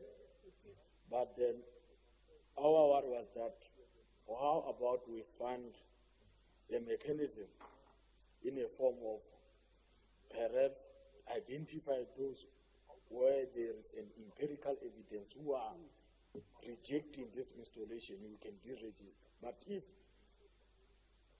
I'm not intentional in rejecting that, and I wasn't even perhaps aware about that particular installation, then are you then going to then exclude and deregister me? That is the question. We don't have entire. That's why we wanted to ask the view of the energy and electricity in terms of how are they going to approach this matter. Thank you, Speaker. Thank you, Chair. So, you want to know from the department itself. Tom, I don't know if you are comfortable giving direction on that particular question. The approach, what do you think is workable, what do you think can't work? Thank you. No, thanks, Chair. I think both councillors are correct. The approach that we have always taken has been a differentiated approach. We didn't want to lump sum everyone. That's why we said if we arrive and find that there's no one, we'll leave a notice that in 7 days we'll come back in that aspect. Unfortunately, as we said, in the process, because it's a live process, we'll then have to go back and look into how we've dealt with that. But in principle, we agreed that those, and I think that has been a decision taken, city manager, that those indigent that do not want to migrate to prepaid must be deregistered for them to cover that aspect, because as we said, we need to be able to account for that. But two is that we note that in some instances, a customer will be on conventional meter. And for us to change that aspect, also we need to work jointly, working closely with the regions to ensure that if we are going to deregister, it means we are ripping off the cable from that customer for connections. And that's why I said, in the principle, our actions should not be seen as if it's a punishment, but it's to try to make them understand where the city wants to go in that aspect. Hence, our first approach is to leave a notice that says we'll come, in terms of the bylaw, we'll come back to yourself to change. The same principle will apply for those who are in areas in the estates. We use the same principle. We arrive, others they call directly, we receive a letter with your signature. Is it real? Yes, you are consuming more than 1,000 per month, you must be on prepaid in that fashion. Therefore, we're going to change. And that's the principle that we're agreeing. And I think that the rest of the aspects as by Councillor Rodney, it's correct. And Councillor Masuku is right, Chair, that one of the observations that we've seen, and I think that there was working with GA at some stage, we had to deal with these people who mushroom themselves as they represent civic organizations, and then intimidate and spuriously issue instruction to say, no one must come in this area. Attridgeville was synonymous with that aspect, and we know who the person is, and we have to deal with him according to that fashion. And that's why we said there are cases wherein we found these aspects, but working together with law enforcement, we ensure that we are able to deal with that aspect as such. The last issue, probably just a comment, and I think that for noting, is that we have done different work. We have benchmarked with our peers, and we have understood the issue around the back dwellers and the impact towards the network. And the absence of a back dweller policy make it difficult, because our policy says we can only provide connections to a household. For a back dweller is somebody else. Therefore, they then becomes illegal connected, but they cloud the transformer, and that's why Councillor Sila was indicating that you then end up having a scenario when a transformer blows. Therefore, we must deal with the people who are supposed to be paying that aspect. But I thought that we must just leave it at that level. But the rest of the recommendations and notes that were provided for, we will then be able to ensure, as we continue to come back to yourself with progress on how we're dealing with these aspects, provide feedback as such. Thank you very much. Yeah, no, thank you, Tom. Did you get a better wording on that recommendation so that it does make exclusion to those that wish to remain on the other meter, not necessarily prepaid? Anyway, Councillor Tsepo. Thanks a lot, Chair. Mine, I think also in council or in this committee, we explored this thing of, because of financial conditions of the city, the overall prepaid thing. I wonder how far is that, because once we have everybody in the city on prepaid, our revenue strategy will be much better. because of sometimes people owe a lot of money because of this prepaid thing. So as a revenue strategy, I don't know how far Tom maybe can assist me. Is it something under discussion, or maybe the city manager, or is it something that we just pegged and it's a discretion of somebody? But as far as revenue is concerned, a prepaid proves to be the ultimate. People buy, they use what they have, and there's no negativity that accumulates. Somebody will owing, even my area is an ESCOM area. Somebody will call and say, I owe ESCOM 120,000, I can't pay them. How do you assist councillor? You don't even know where to start. And this thing of accumulation because of those of us who use prepaid, we buy, we budget, and even the load or this thing of abusing the transformers gets reduced because we will switch on off our geysers. But those who are on analog, they sometimes forget that the bill will come being 5,000, 6,000, 8,000 in a month, and we just use the SATs. Thanks a lot. Yeah. Tom? Oh, Councillor Sutton, and then either Tom, CM, or CFO. I think it's a question that either one of you can take. Councillor Sutton? Thank you. Just one last observation I want to make, and I support the approach we've done. We've done a bit of a shotgun approach over the last couple of years. We've done these prepaid meter installations and where needed as part of credit control and so forth.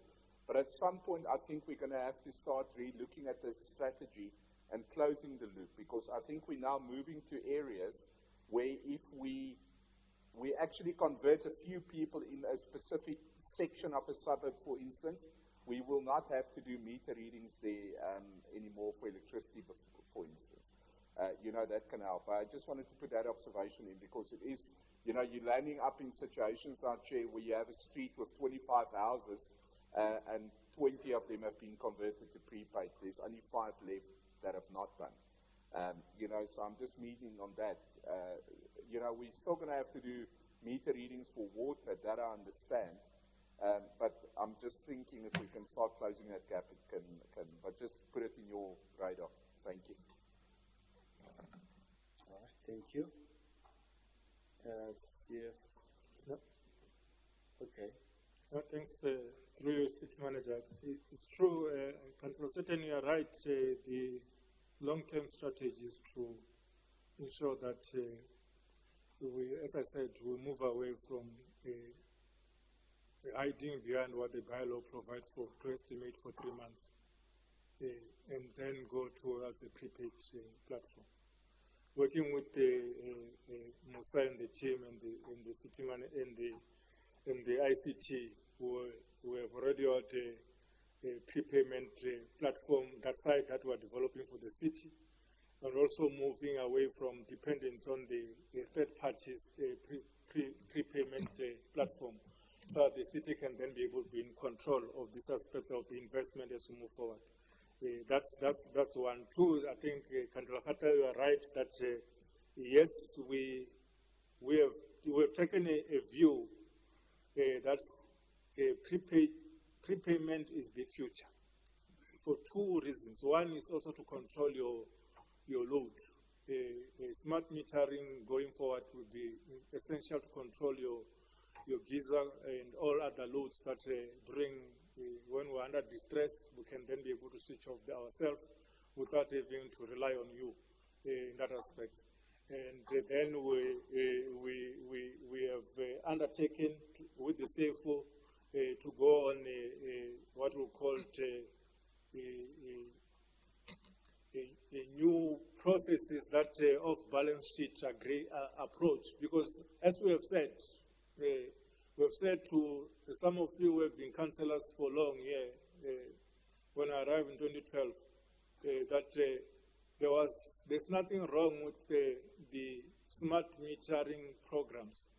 There might have been processes that were wrong with the bill.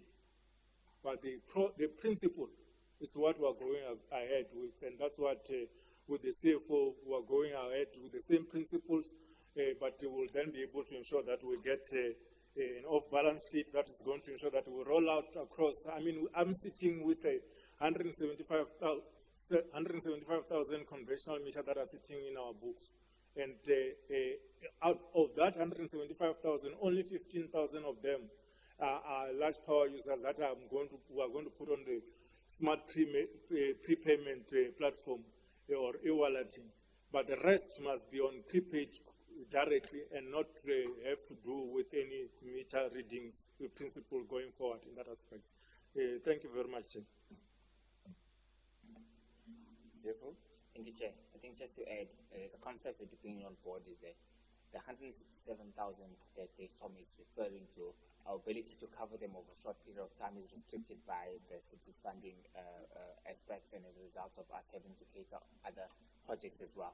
So the process we're bringing on board is to bridge that gap, ensure that we bring new revenue sources to the city's books. This 167,000 clients, almost 95, in excess of 80% of them, in some instances, our meters are breached. When you look at the purchase pattern reports, you are able to test or to see that there is an issue from a metering perspective. I think this is a target or a goal to bridge that shortcoming.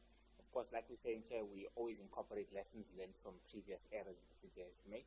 We're building up from that, and we're strengthening the ability for this project to be a value-adding approach that will indefinitely bridge the shortcomings that we have towards the city's viability. So it is a project that we are intensely focusing on, with the goals of trying to bridge the shortcomings that are there and to ensure that everyone is brought on board on a shorter time frame towards our prepaid element. Bringing everyone on board to a prepaid platform assists us as well to ring-fence particular revenue towards enhancing the electricity business.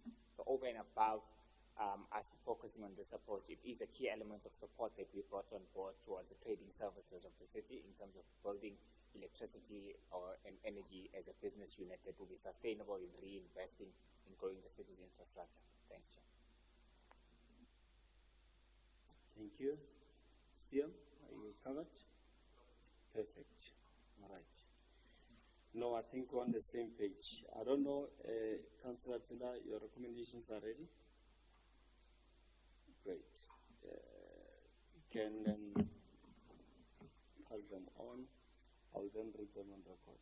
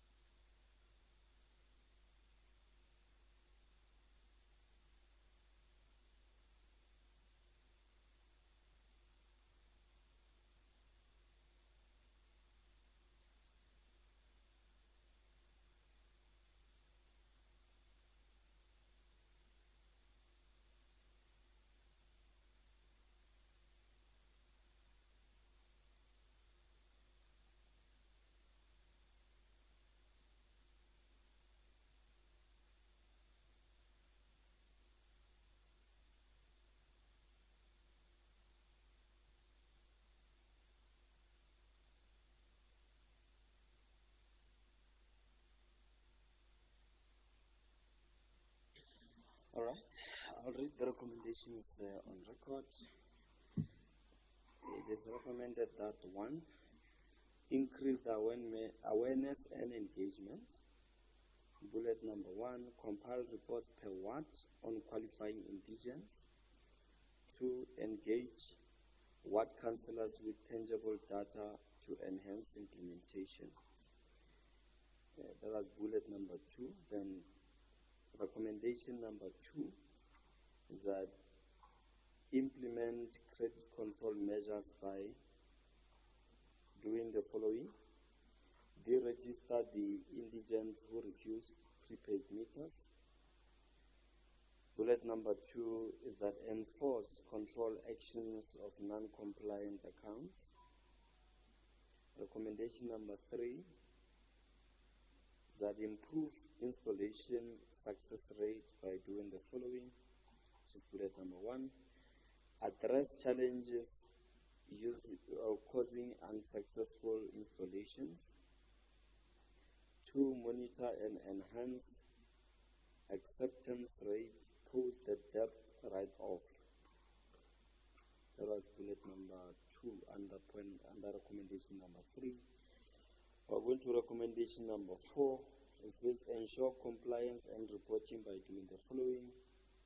Bullet number 1, continue regular reporting to municipal structures and the public. And then bullet number 2 is that use the reports to identify early warning indicators of underperformance. Recommended by Councillor Kotutsela and seconded by Councillor Marichan. Dated the 4th of April 2025. Thank you. As recommended. Thank you. All right. This will take us to report number 2 under the first supplementary agenda, part 1. Report number 2 is from Water and Sanitation Department. Progress report on installation of water meters, including for indigents for 2023-2024 financial year and 2024-2025 mid-year. This report is found on page 17 to page 30 with recommendations on page 20. Any comments, comments, questions? Comrade Karabo. Thank you, Chair. My question is in relation to the devices that are installed in the water meters. Are they functional now? Are they able to reduce the flow of water? And are they now not defective? Are they don't get damage as a result of water? Did we resolve that issue now? Thank you, Chair. Thank you, Councillor Peter. Thank you, Chair. Chair, I think very much of this report and the discussions that applied at to the previous report will apply here as well. Very much same of challenges, same methodologies, same problems that we are experiencing. But I do want to link to my colleague who just spoke and just say that I know that the previous divisional head for revenue in the city at one point did do pilot projects with technology that can be utilized to restrict flow to water meters and to, read meters online. I think there's very good technology in the market today that actually allows you to read water meters, normal conventional water meters online and actually do flow tests and flow control and aspects like that to preempt leaks, etc. What I am going to ask, I'm not going to ask the outcome of those now, but I do want the CFO just to go look back into that and just see what the outcome was with that. And then at some point we can maybe get a report here in impact. I'll call for a proper report just to see what the options are. Even prepaid meters, a water meter should not be thrown out the door completely. I think the technology has changed on that as well. But I think if we can look at, because at the end of the day, I'm concerned, I did read the report that's in front of us now. And I do note that we're speaking about restricting the water flow to accommodate the 12 kiloliters of water that we allow for indigents. I do have a concern on that, though, that a weak water flow might have other effects on a household. Like, in the case where they want to maybe have a geyser or something like that, it could affect that. I'm not against it. I'm just saying, I think there might be other options as well that we can look up at the future. But if that's going to be the plan for now, I do certainly support that. That we restrict that, and then obviously the concern that we always had and will continue to have is how do we actually monitor this and how do we actually police this? Because we know it's not difficult for people to undo those flow restrictions or any of the measures. And I'm very concerned, and it comes back to the point that I made earlier, that we can't just leave this for the CFO and for the utilities department in isolation to resolve. They do need the support and the help of all the other departments as well. Thank you. Thank you. Another hand? Okay. Maybe someone from water and sanitation can assist.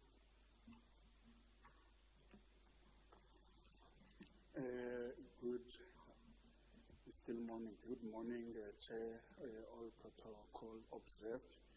Yes, Chair, the first question on the devices that we install, the ones that we installed previously, Chair, they are functional, but the challenge that we had in the previous 3 years is that we didn't have a tender in place for new devices. So we were, as per the report, is indicating that we were restricting flow by reducing the flow in the valve that is located inside the meter. A device is also inserted when we had the devices inside to reduce the flow. So we, for that, on tender for procurement of the devices, where the tender is closing on the 22nd of this month, so that we can get those devices back. We have been monitoring that by just closing or slightly reducing flow on the meter. When we monitor, we find that people are able to reopen the valve. It just needs a spanner. It's not that special. It's something that in your toolbox you might have. Allen key kind of a tool that we use to reduce the flow. So when we monitor, we find that some of the residents are reopening full flow on the meters. So the device, the beauty of it is that they do have the locking mechanism. You install it and you lock. So it will mean that the resident has damage, because what we are finding is they do not take accountability. They say, no, we don't work on the meter. So our flow was restricted. We don't know who came back to reopen it. So we are hopeful that once we have the locking devices in place, those properties that are restricted will remain restricted, because the devices do work. But what I should be mentioning, Chair and colleagues, is that those devices do not, we do not have a device that is able to restrict water flow to exactly 12 kiloliters per month. We restrict, the lowest that we are doing is 1 liter per minute. You can imagine if you have to be filling a 25 bucket, it will take you about half an hour. And it is really a very limited flow. But if the tap is left open, even with that 1 minute per 1 liter per minute, you are able to get to 43 kiloliters in that month. So there is no device that can limit flow to 12 kiloliters as per our policy, to say we are giving them 12 kiloliters, but we are not limiting the flow to 12, because there is no device to that, but we are restricting, so that it's easier for the indigents to be able to monitor or to manage their consumption, not to exceed the free basic allocation of 12 kiloliters. Because we say that after the 12, they should be paying for the consumption. So our installation of the devices to assist in managing that they are not consuming over the limit. On the second, or on Councillor Peter, most of them were comments about the devices that could have been could be installed, a pilot. But I heard him saying we need to be reporting on that because it was something that was mentioned previously in the committee. So we will go back. He also mentioned that we will look at it together with the CFO. We are. I am aware that there is a device that can be installed in the water meter, but the problem that we mostly encounter is that those devices are operating on a battery. So water meters, because it's water, we don't have a supply of electricity. It's difficult for sustainability of those devices because of the battery. And also we've managed, we are monitoring that where we installed prepaid meters in Oliven as a pilot. The problem was vandalism because people were stealing the batteries. So that is the challenge that we always see, but we don't stop looking at the technology in terms of us being able to monitor the flow. There are the companies that have approached the department to demonstrate that they do have smart metering, which we can be able to monitor the flows. But those smart meterings are not prepaid water meters. They are for us to, they are sending the signal for us not to go and read the meter, but they are also dependent on the battery. And there isn't one that has been in the market for long enough that we can attest to their claims of the batteries lasting between 10 to 15 years, but it's something that we will be piloting with the few that have approached us. I think I've tried to, in summary, answer all those questions and comments. Thank you very much. Thank you. Oh, yes, Councillor Tsepo. Thanks a lot, Chairman. Mine is simple. I wanted to check if the department has done a research to check the cost analysis of what we are trying to prevent and what we are using, which one is better. Because we might, I realized that I don't remember if it was electricity or water, there was a cost of associated of 60 million. What is with the number of households that you are trying to regulate, what you are spending and what, because there's an indigent exit program where you become indigent for 6 months and somebody goes out of indigent, starts paying, and that flow meter control, is it still needed in the household? This temporary measure that we are using, does it really help the city save funds, or is just an additional cost? I wanted to check if there's a research that is done to see what we are trying to control the cost of consumers' access to what we are giving them. Is it really costing the city more or less? Thanks a lot. Thank you, through your chair.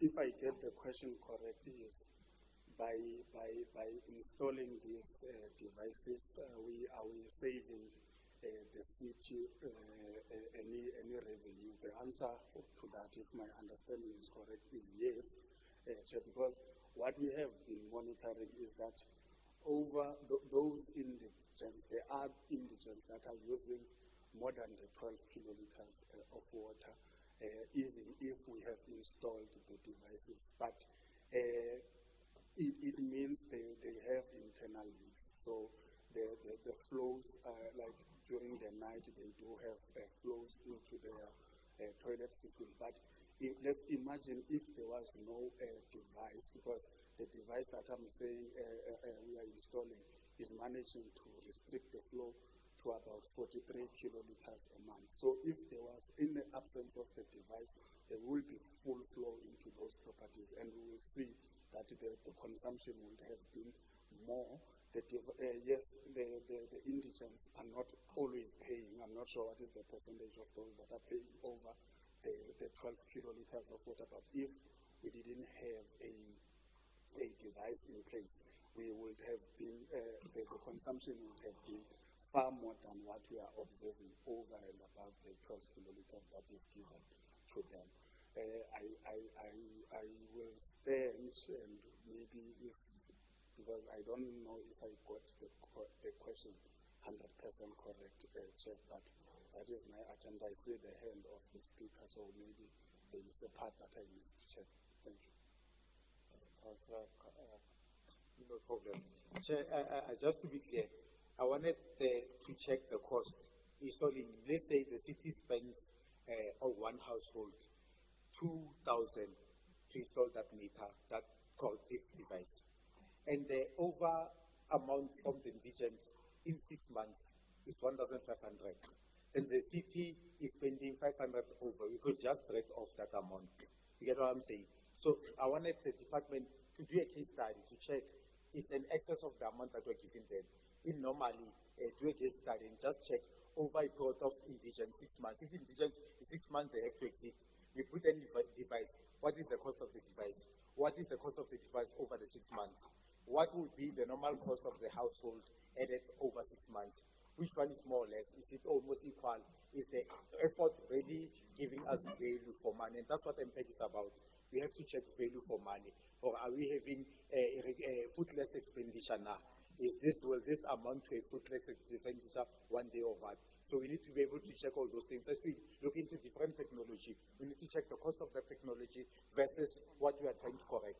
Is it worth even implementing the time, the energy, the employee cost, and even the management, the overall planning and everything? We should have been focusing on something else, the Royval or other things, issues that we have within the city.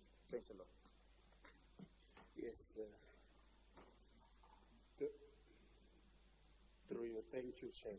Yes, there is really a good benefit in us installing the device. And on the last tender, the device I'm talking about was costing 10 rand on the market, only 10 rand for a device, and installation was about 150.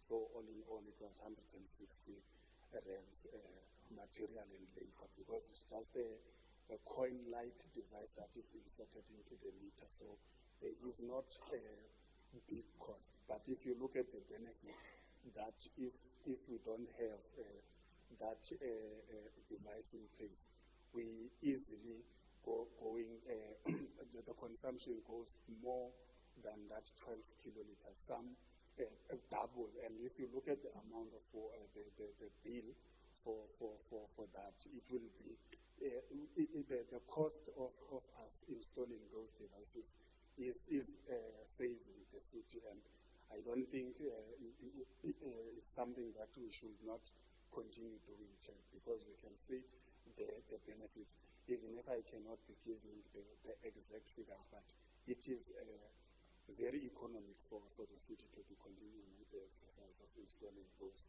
restrictors in those properties. And it is also in the policy of the city to say we will assist the indigents in terms of them managing the consumption to not exceed the 12 kiloliters per month. Thank you very much. All right, thank you. So there's no exact figures, however, the cost is not as exorbitant, but then the alternative would actually be dire. I think that's the long and short. I don't know, I think we're all covered. As recommended? Thank you. Oh, yes, Councillor Attila?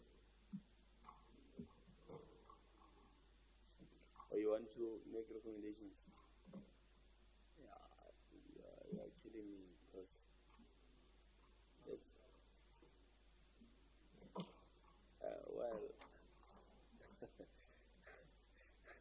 the next thing, we're going to be told that you are butchering the report. Okay. All right, no, thank you very much, colleagues. So we'll take a caucus break of at least about 10 minutes. Okay, let's hear you, Councillor David. Thank you, Mr. Chair. Could we just have a request for reports before we go in committee, please? The report that the councillor wants to request. Right, go ahead. Thank you, Mr. Chair. Requesting a report on reports.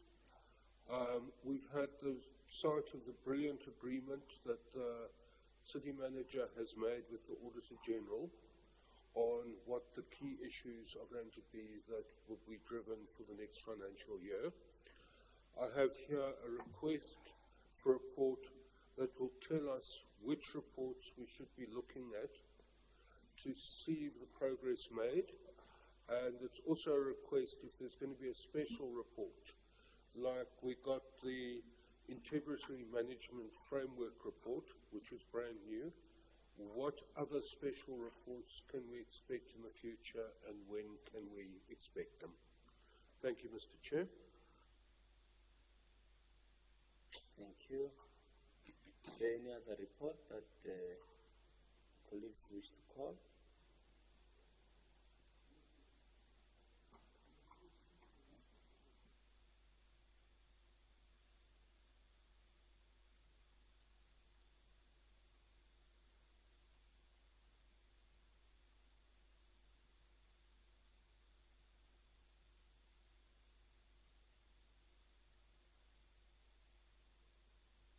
Yeah, so colleagues, this is how we're going to run this thing. We will call the reports, and then once we go in committee, then the streaming will stop. Then there's no point of basically resuming streaming. So technically, if you want to call any reports, this is now the opportunity, so that we don't switch on and off unnecessarily. All right, so I will.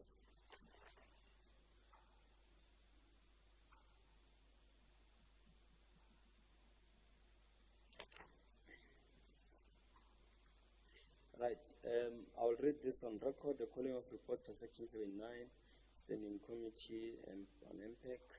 The subject, alignment of the MPEC oversight with the City Manager's commitment to the Auditor General dated the 12th March 2025, as per the attachment. Motivation in terms of the municipal, under motivation, in terms of the Municipal Structures Act, Section 79A, issues raised by the Auditor General to MPEC is to monitor that there is issues that are raised during the municipal audit have been fully addressed by MFMA Section 131, and that MPEC to assist in monitoring the effectiveness of the audit committee, fully functional audit committee appointment or appointed as per MFMA Section 166. What must be reported on is which sources of information will allow the MPEC to gauge the process and success of changing the effectiveness of the required changes. Then there is the table in terms of the items to be tracked. Quite a lengthy one, however, we'll make it available for councillors. And then who must report is the City Manager. Why is the report on the subject matter necessary? Is to clarify the critical reports that MPEC will track, and the progress on the corrective action that will allow MPEC to condense the information in the report. The calling of report is made by Councillor David Ferguson, and seconded by Councillor Karabo Sentreng, dated the 4th of April 2025.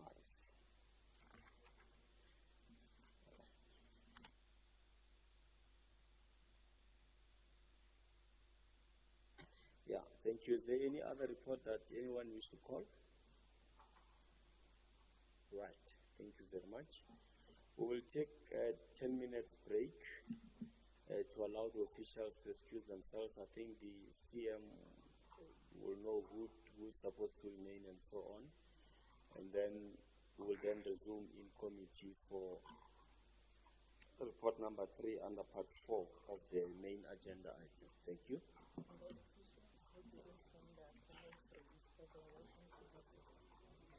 The officials that have not yet signed the attendance register, you will see the secretariat on your way out.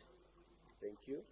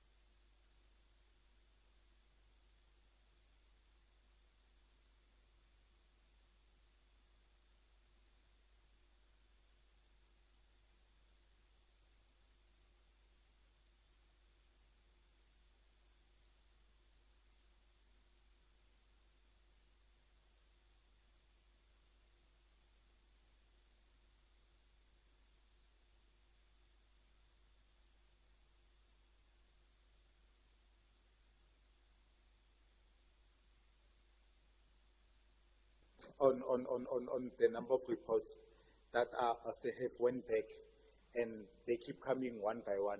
Maybe get a better clarity, as we did a recommendation earlier on to say that we need to have a day of dealing with all the reports. Or what is the selection process of which report comes here and how it comes here? And maybe if we get more information on that, it will assist us so that we are able to, it's like you are seated and this report that I know, and there's another one. For somebody like myself, it's quite troublesome because it makes me think things that I don't want to think. That there is some controlling and some way that decides which report comes to MPEC and which reports don't come to MPEC. And the selection, what informs that selection and how, what is happening. And that troubles me a lot because I want to act ethically and act with clear consciousness that I'm not used as something that chases after certain people or what. No, I don't want to be in that position. I want to do my work as an MPEC member and just read the report and have a recommendation as an outcome of the report with a clear consciousness. I don't want to look at my mirror when I'm driving on the streets because I'm used as a tool of some sort. I just want to be clear that I'm doing, even if I die, I must go to heaven, or even if I die, I must just go to heaven. I don't want these things of being asked and say, did you not do your job diligently? You have some instrument that was used to just do certain things that I did not understand. I want to do them with my consciousness, understanding that the consequence of the things that I do in here. So this thing of reports coming, going back, and then they are coming again, then they disappear. It's like somebody, so it's not be like somebody's hiding the Great Africa report over a certain report or some other report that we have seen here that have disappeared for some reason, and then they surface after 10 years, and it means that others are protected, others are not. If we fire, we should fire everyone. If we can recover from everyone, whether black, white, green, yellow, it should be just one platform. But it should not be one element against another. And that's what I don't want to be seen in that level. I want us to be fair and just deal with them at the same time, not selective over one report over the other. Somehow we don't control which report comes here, and it's important that we get that clarity. Thanks a lot. Thank you, Councillor Tsepo. Is there any comment on the matter? Okay, yes, CM. Oh, there is a, Okay, no, thank you. Chairperson, yes, I would like to respond. Firstly, as a accounting officer, I am bound by Section 32 of the NFMA to bring all matters relating to UIFW, that is unauthorized, irregular, fruitless and wasteful expenditure, to a committee of council. So the impact has been established for that purpose. So I have no choice. So if there's anybody that has a choice in which to bring, it should be me, but the law is quite clear that as far as UIFW is concerned, that must come to council, and that is then also stated in the actual item at paragraph 4.1. So that's the first point. That's the reason why it comes here. The question is asked, how does it happen? It happens when UIFW expenditure is recognized within the system. So it is either ourselves that will, for example, when we go through a process of supply chain, and then the BAC, in many cases, would then identify a particular process as likely to incur irregular expenditure because there was one or other issue with the procurement. That is then by myself referred to the CAE for investigation, and that is the investigation that is then talked about in Section 32. That investigation is then completed, I get it, and when I am satisfied that the investigation has dealt with all of the aspects, I sign it off for submission to the impact. It can happen that on one particular day I get 3 reports, on one particular day I get 1 report, or in a week I get 3, it does not matter.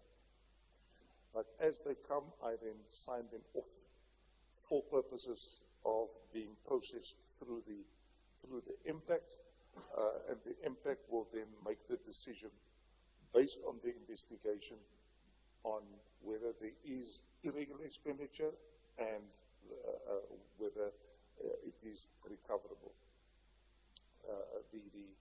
In all cases, the reports will be very clear that this is irregular expenditure, and it must be recovered, and it will stipulate who are those individuals that it must be recovered from. The report will then also speak to me as accounting officer to say that I must implement consequence management, as we call it. That would then include disciplinary steps taken against those identified in the report. I do that. It's also within my authority to institute recovery where the report is clear that there must be recovery, because I am bound by that report. It then comes to the impact thereafter. There's another consequence. If the report says that it can, then I can also pursue criminal prosecution against people if there is a clear case of fraud. It does not happen often, but sometimes it can happen. The normal course of events is that I would ask for a legal opinion, a formal legal opinion, to say that there is prima facie evidence of the intention, for example, to steal or to defraud. So how it comes to you is just through that process. So there is no space for myself, for example, to either hold on to them or to say no, these should not go to impact. I don't have that kind of a discretion. It is impact that would have the discretion as to when it wants to deal with it. I can't deny that. That is correct. You can say that I don't want to deal with it, or I will deal with it at a particular meeting, etc., etc. But I have to submit to impact. That is what needs to happen, and that is what I am doing. So that I don't keep it and then decide on a particular month if there will be 4 going. That's how it operates. So it will come to you. As long as it comes to you in time for a particular meeting. If it's not in time for a particular meeting, it simply goes to the next meeting. Chairperson, I hope I've clarified that point. Thank you, Siam. I think the hand of Ntatetsela, and then Tapu will then follow. Thank you. No, thanks, Chairperson. I think today they will say a city manager is giving me money or something because I'm brief. They will say you have given me something because I agree with you. As you heard what Councillor Marishani said earlier on. Chair, no, I agree with what the city manager is saying. But as Councillor Tsepo said earlier, to say we want this report to serve, and we want it to serve. We want it to serve with other reports, but also there's a small discrepancy on this report. If you can check, it says if you can check page 6, table D, they talk of 8 annexures which are not there. So I'm saying, with that reason, can it also be deferred to another meeting? I think that meeting must be early as agreed, Chair. It doesn't mean that we don't want to entertain it, but as I said, let's club it together with other reports as proposed earlier. Thanks. Thank you. I tried to look for the referencing. You say, where is it? Page?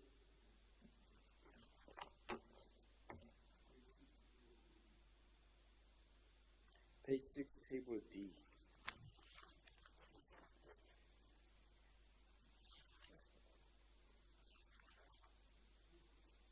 Because the page started at 72. Unless you see a home industry.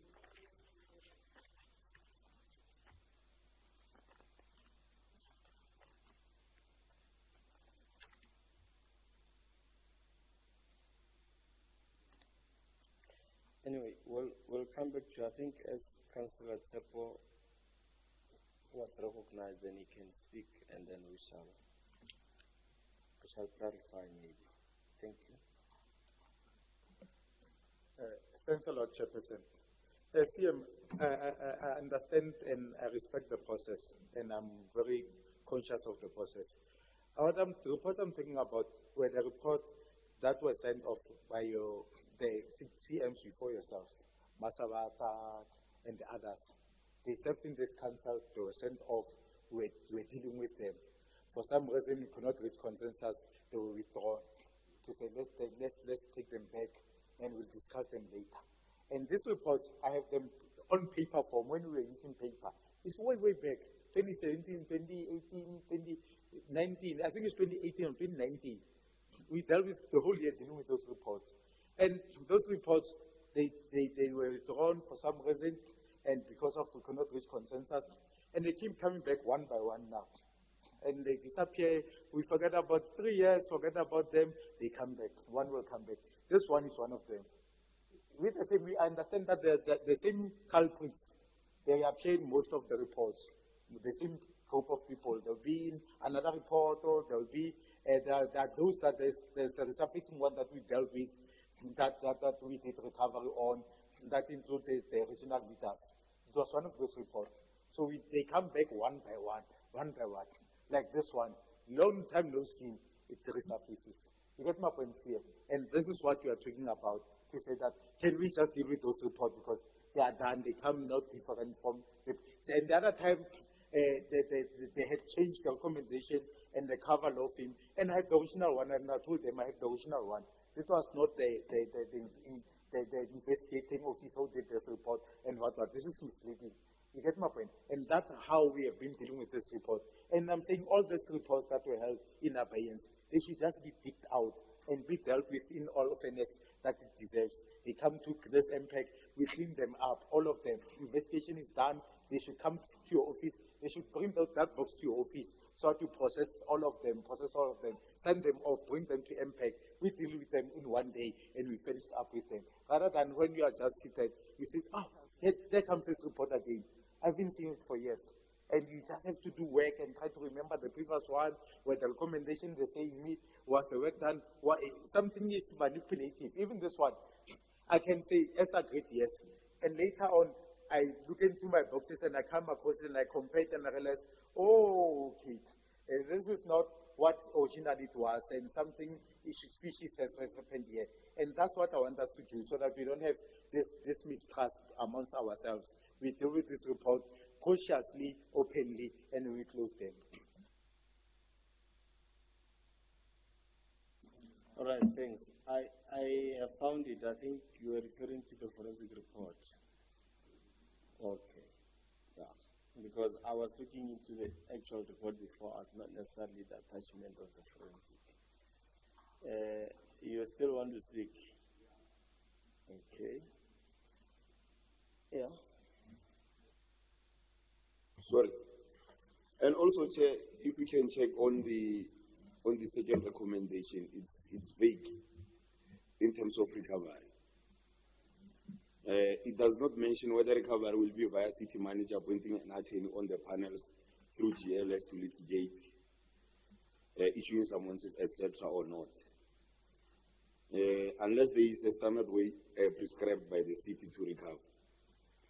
It would make more sense if it is explicit, because that way the attorney will be held accountable should they fail to secure judgment in the city's favor. Chairperson, thanks.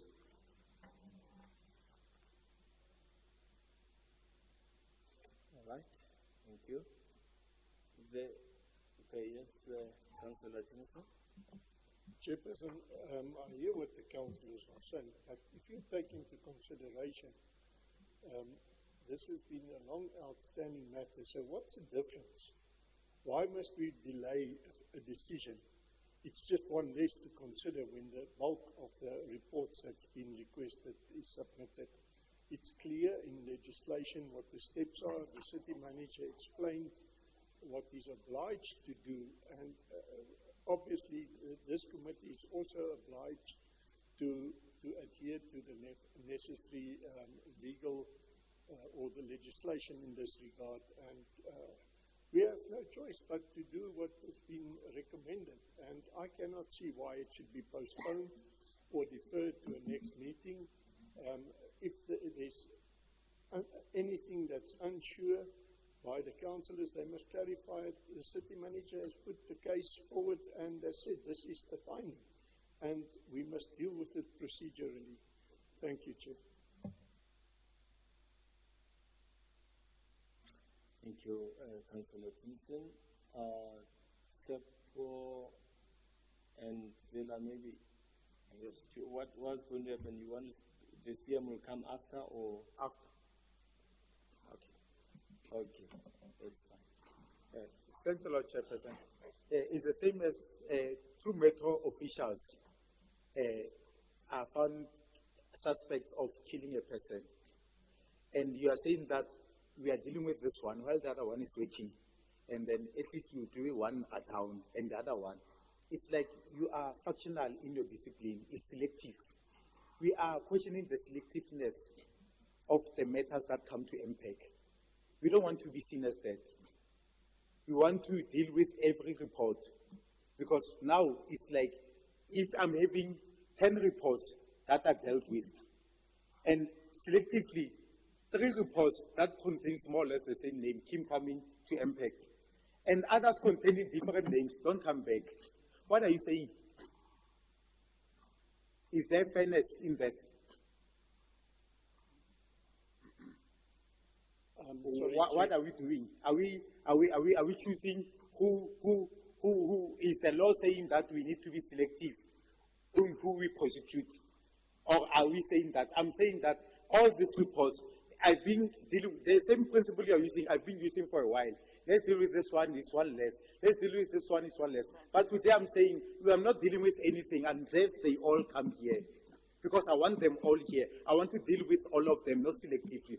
All of them, and deal with them in one day. Because this selective is killing the principle of law, of not having eyes. The law is having eyes now to say that we discipline here, and if it's your friend there, you can call the powers above and say, hide this one,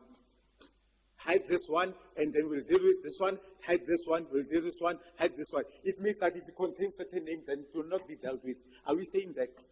And that's what I'm questioning. I'm trying to say, I don't want to comment that far, but I'm saying, can all reports come to MPEC so that we deal with them, in spite of the threat that they pose to anyone?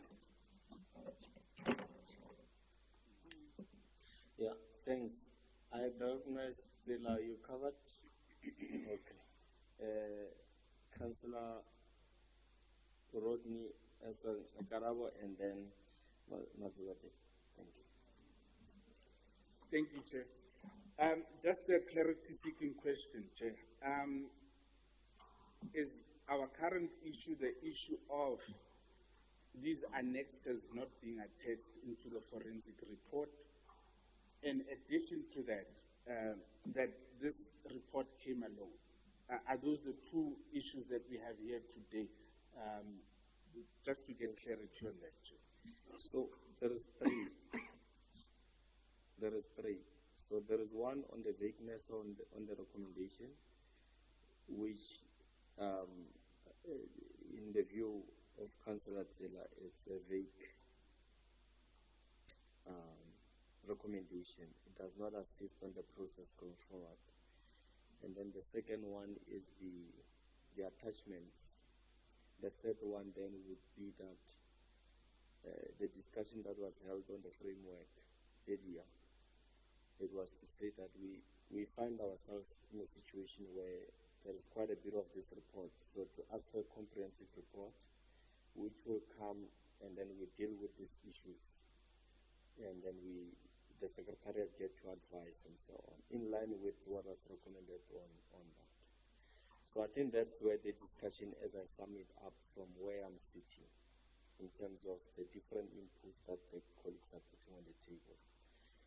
And of course, you can have your bite, and then Councillor Mazwatela then can follow, then we move in that particular fashion. Thank you. With those issues being raised, my question is, would it be reasonable for us to postpone this meeting for the next 2 weeks or so, so that all these issues that are addressed here are addressed in the next 2 weeks? Or is it something that can be done now? Thank you, Chair. All right. The reasonableness of deferring this to the next, to happen within the next 2 weeks. I recognize Mazwatela, so unless you are covered. Yeah, no, Chair. Maybe you see, I don't want us to venture into the realms of gossip and what we think might be the reasons why reports come and others don't come. But I want to ask you, Chair, and maybe the city manager through you, and being a new member of MPEC, what is the significance of what Councillor Tsela is raising now? Table D. Do we normally attach these annexures? If not, then I don't see why we should not continue. But if the committee believes that they want to see these annexures, then maybe the city manager needs to respond as to why are these annexures not here, so that we can satisfy ourselves going forward. Councillor Tsela also further goes on to raise the issue of the recommendation. Has this committee moved away from how they've been dealing with this type of reports? Because I would assume that there is a standardized recommendations that are put forward for a particular type of misgiving. It can't be that this is the first time we are dealing with a misgiving of this nature. Have we moved away from that, Chairperson? And then we should be able to satisfy ourselves as a committee and maybe agree or disagree with what is being raised by councillors of the African National Congress.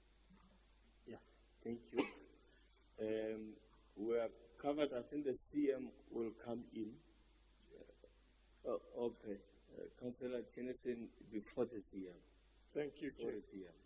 Chair, I think you are too short. You must sit on a higher chair because you've never seen me raising my hand. No, Chair, I do not differ from the fact that all reports must be submitted. I totally agree with it. But while there's a report on the table, we must deal with it. And we shouldn't, it's not a matter of nitpicking on this. It's a matter, this is what's on the agenda, and this is what we deal with. When the rest come, we will deal with the rest. And there has been a request, and we've all agreed to it. There has been a request to say bring the rest all in at once. Only problem I have with that, I've got no problem with the principle, but it does make it difficult because it's a lot of reading to do and a lot of fact-finding to do for us as committee members. But that being said, that's something we can deal with.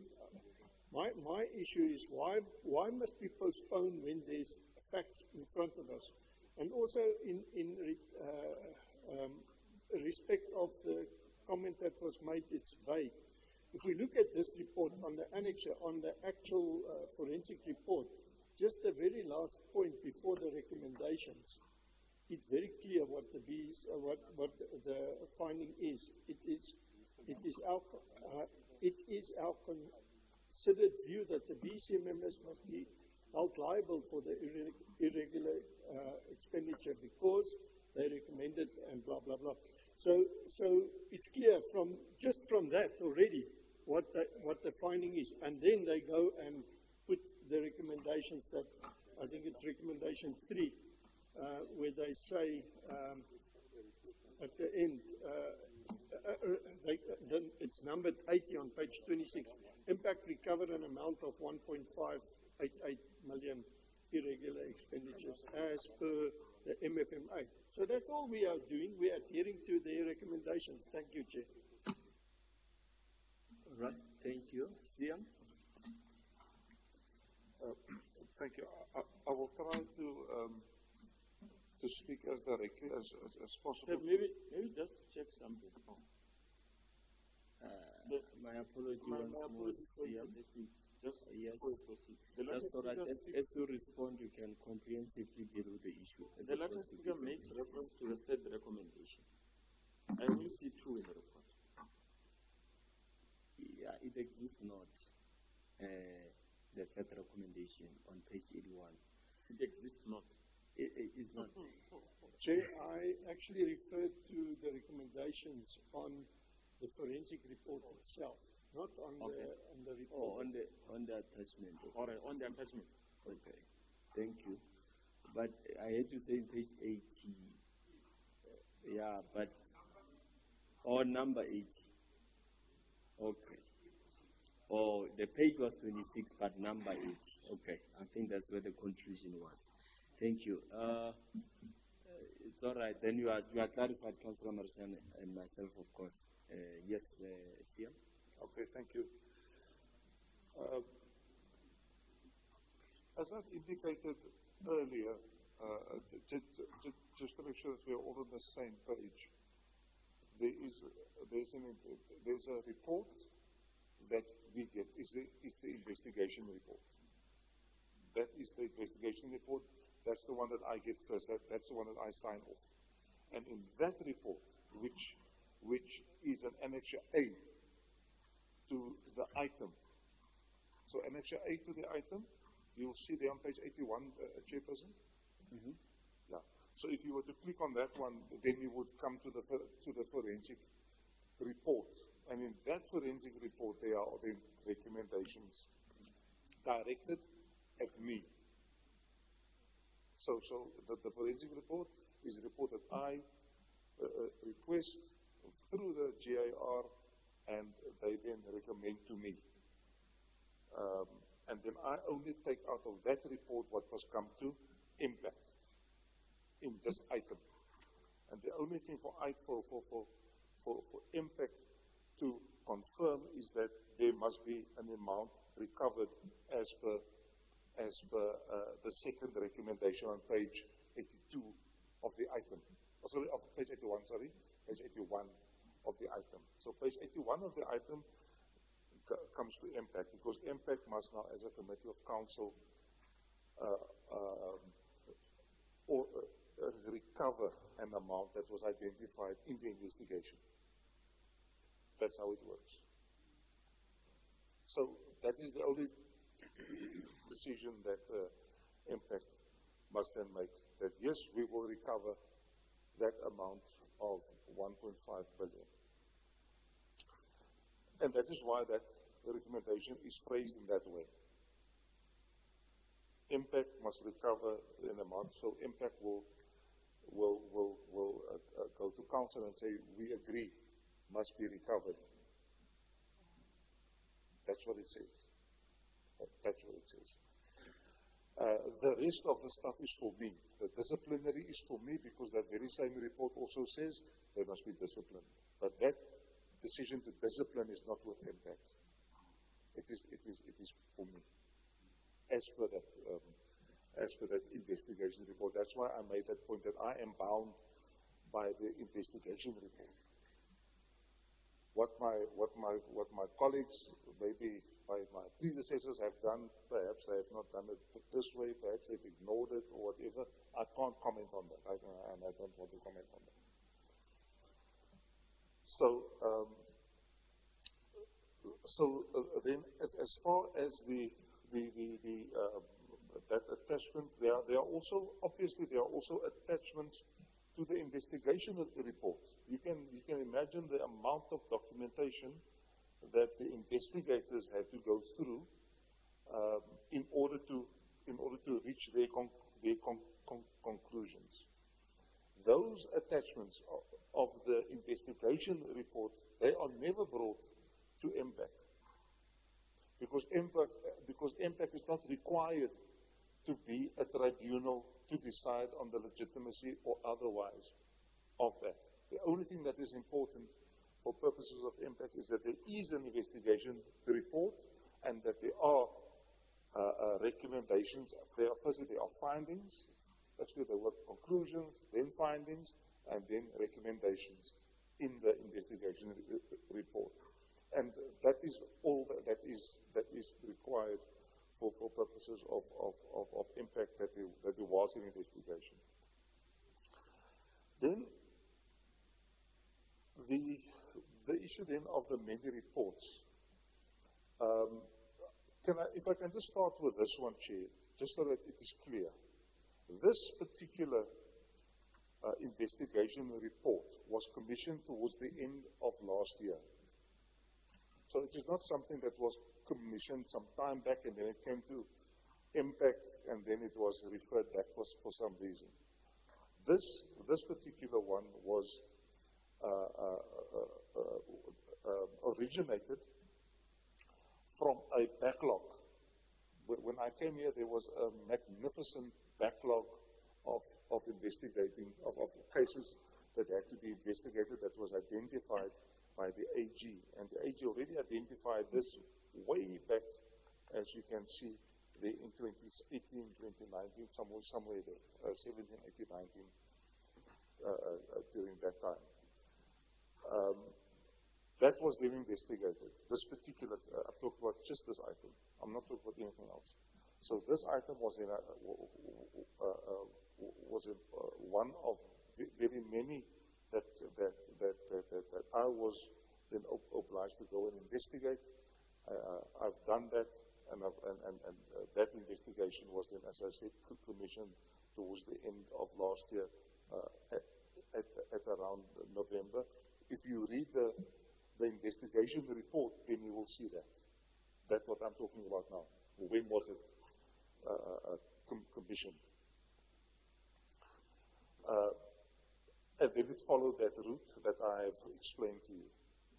There was investigation, it came to me, I signed it off, and it comes to impact. So that is as far as this particular report is concerned. So nobody made a decision sometime in the past that it's going to be this one, it's going to be that one. That was the time frame. I just want to be clear about that. So that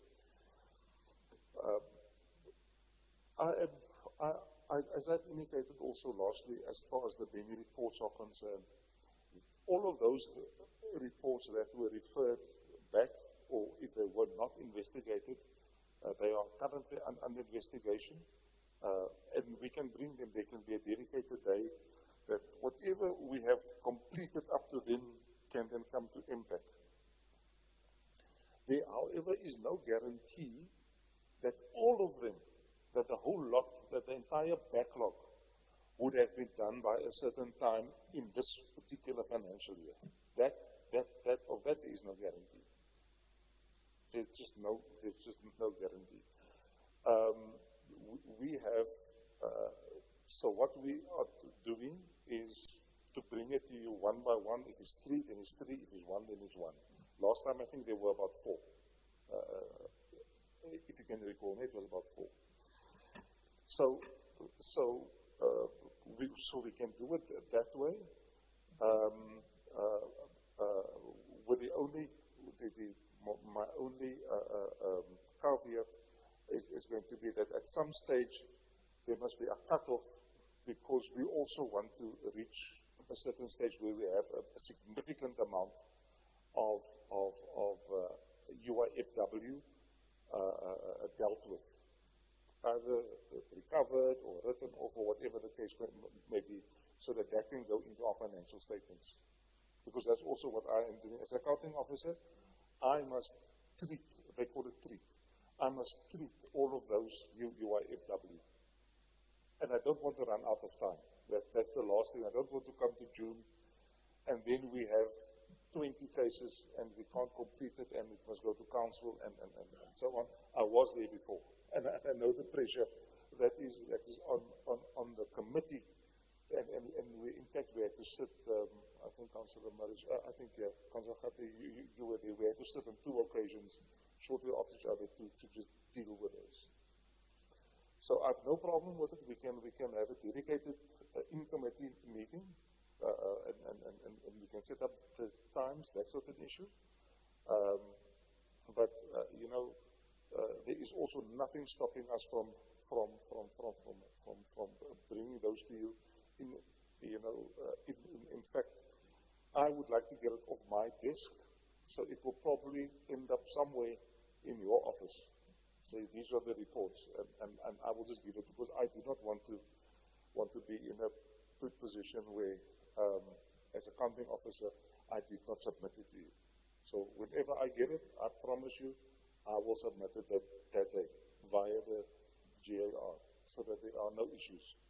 That I now decide I'm going to submit it only on that day. I'm going to submit it every day as they come. The decision is not going to be mine as to who is going to put that on the agenda. We obviously, and I'm just being frank with you, we obviously also hold a record our side to make sure that whatever I've handed in gets onto the agenda, because in the end I'm accountable for it. Chair, I think I have dealt with all of the issues to the best of my ability. Thank you very much. Yeah, thank you very much. Yes, Councillor David. Thank you, Mr. Chair. I just want to say we've started the process with the amendment we raised earlier. Let's see what comes from your office when you get the date and when you get the list of reports. And with the report in front of us, I'm going to say as recommended. Thank you. All right. No, thank you. Councillor Tsepo. Maybe also getting comments from the gentlemen at the back, because you are senior to them, but historically they might know better than you as far as the historical reports are concerned, because of some of them might have been in the previous administration and now. So to get better understanding of because sometimes I think we have to be very, very, very clear that some of the reports, all these reports, maybe a comment from them we close, so that because they can't be in here and say nothing while we are complaining about things that they might have information that can assist us. Because I don't want to feel like you are investigated reports or what. Maybe getting a comfort from them will make me easy as I go home to get to understand what is happening, or why are we having that drawback on the reports and other reports that we have received and that we have not yet contributed to. According to them, how many do they think they are? Are they ready? Is it feasible to have that process? Or maybe we should just forget about it. They are dealt with. Maybe unconscious and not remember well. We can say that Councillor Kati, we have dealt with all of them, and maybe give me some comfort. I don't know.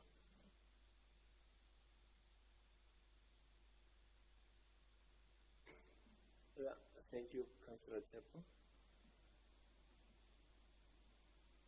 Okay.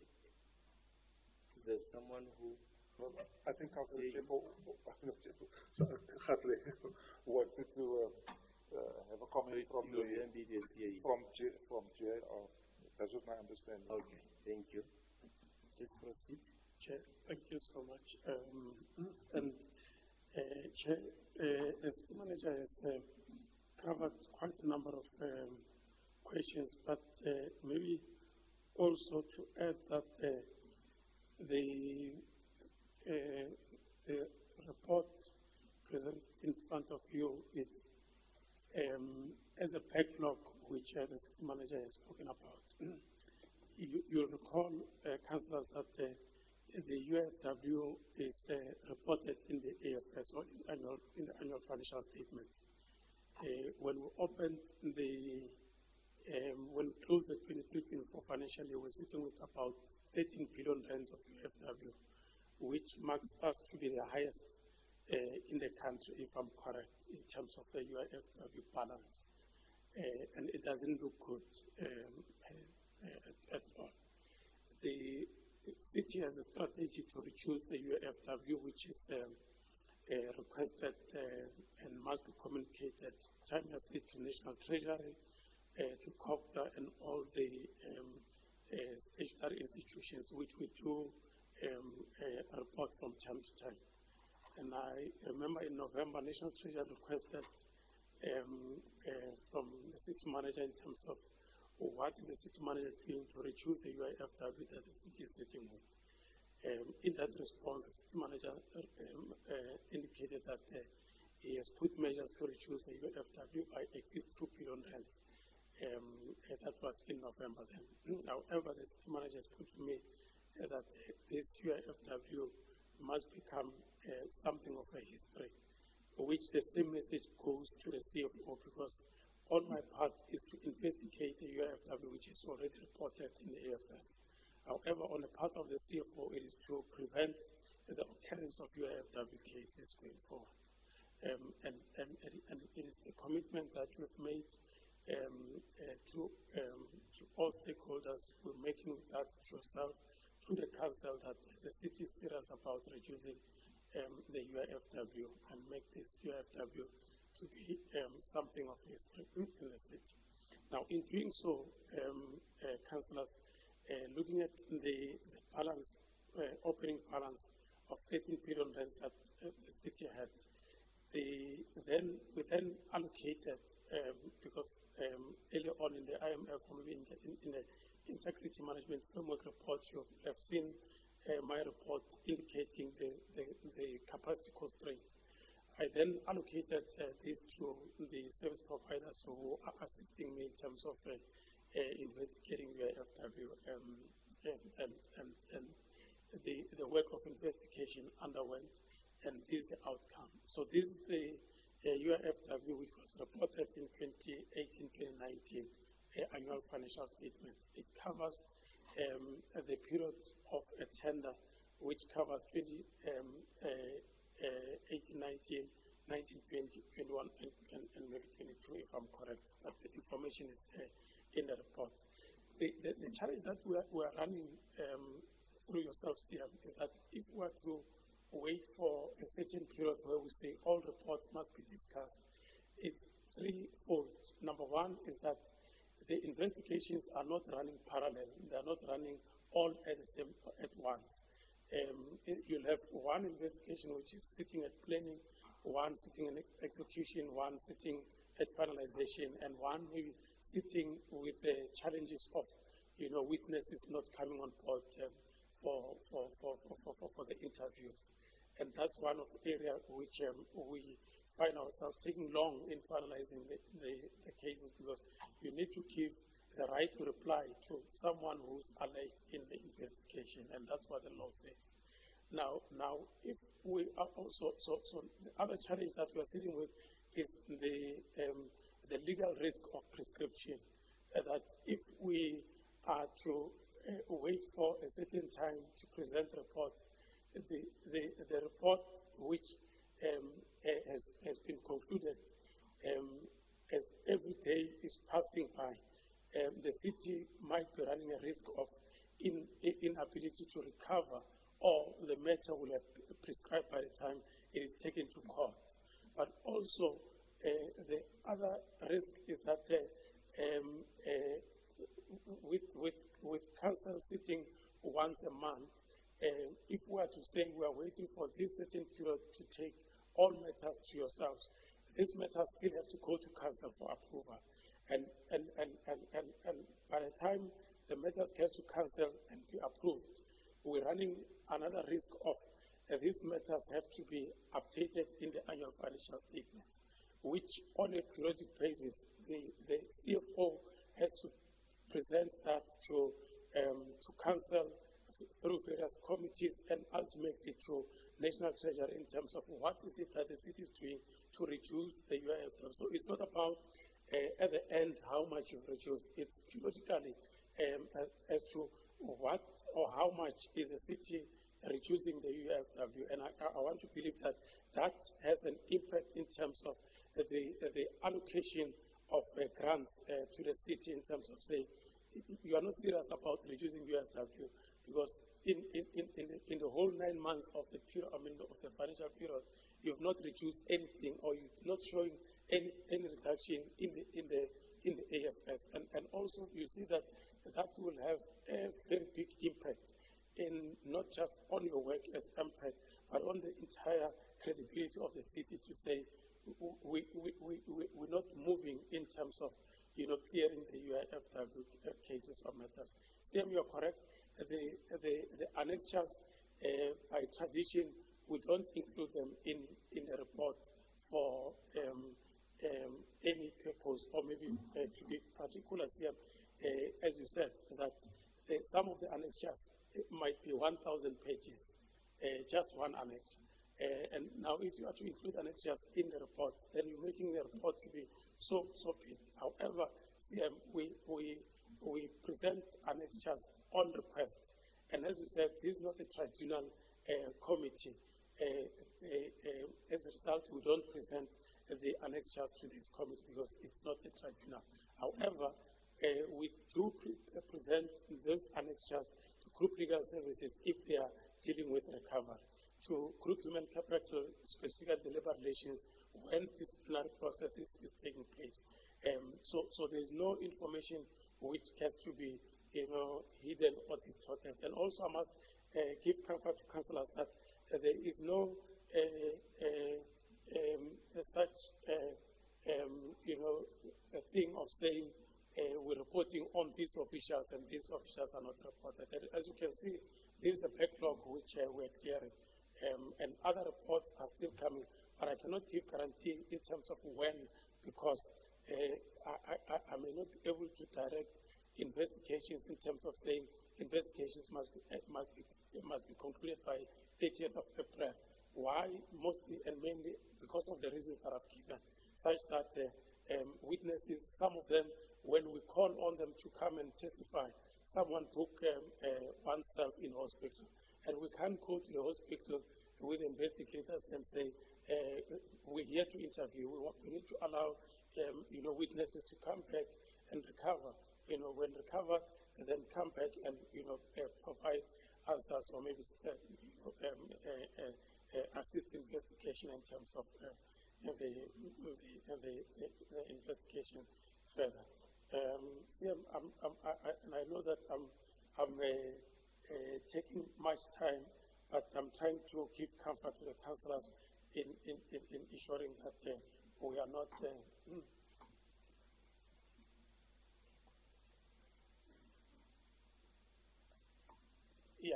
Sam, I think I would have dealt with the questions. Thank you. All right, Councillor Zilla. Chairperson, I don't think what we requested is very difficult. We're not requesting reports that are under investigation. We're requesting reports that are done. And I think the councillor there has made a progressive recommendation. I don't know why we're still on that matter, because we are not saying we want a new investigated report or an ongoing report, investigative, what you call reports. No, we're saying the final reports, those ones that they are done with. That's where we are. Thanks. Thank you. Councillor Mashon, your hand was up. No, I wanted to take you back.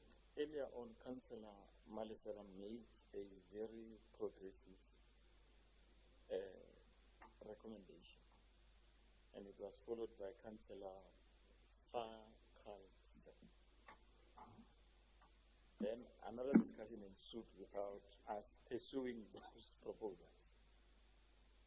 And I hear the issue of time being bandied about.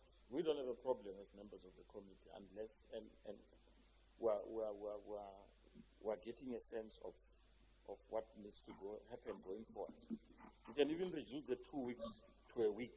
You can come back here and process these issues. We don't have a problem. Otherwise, we're going to spend the whole day here today.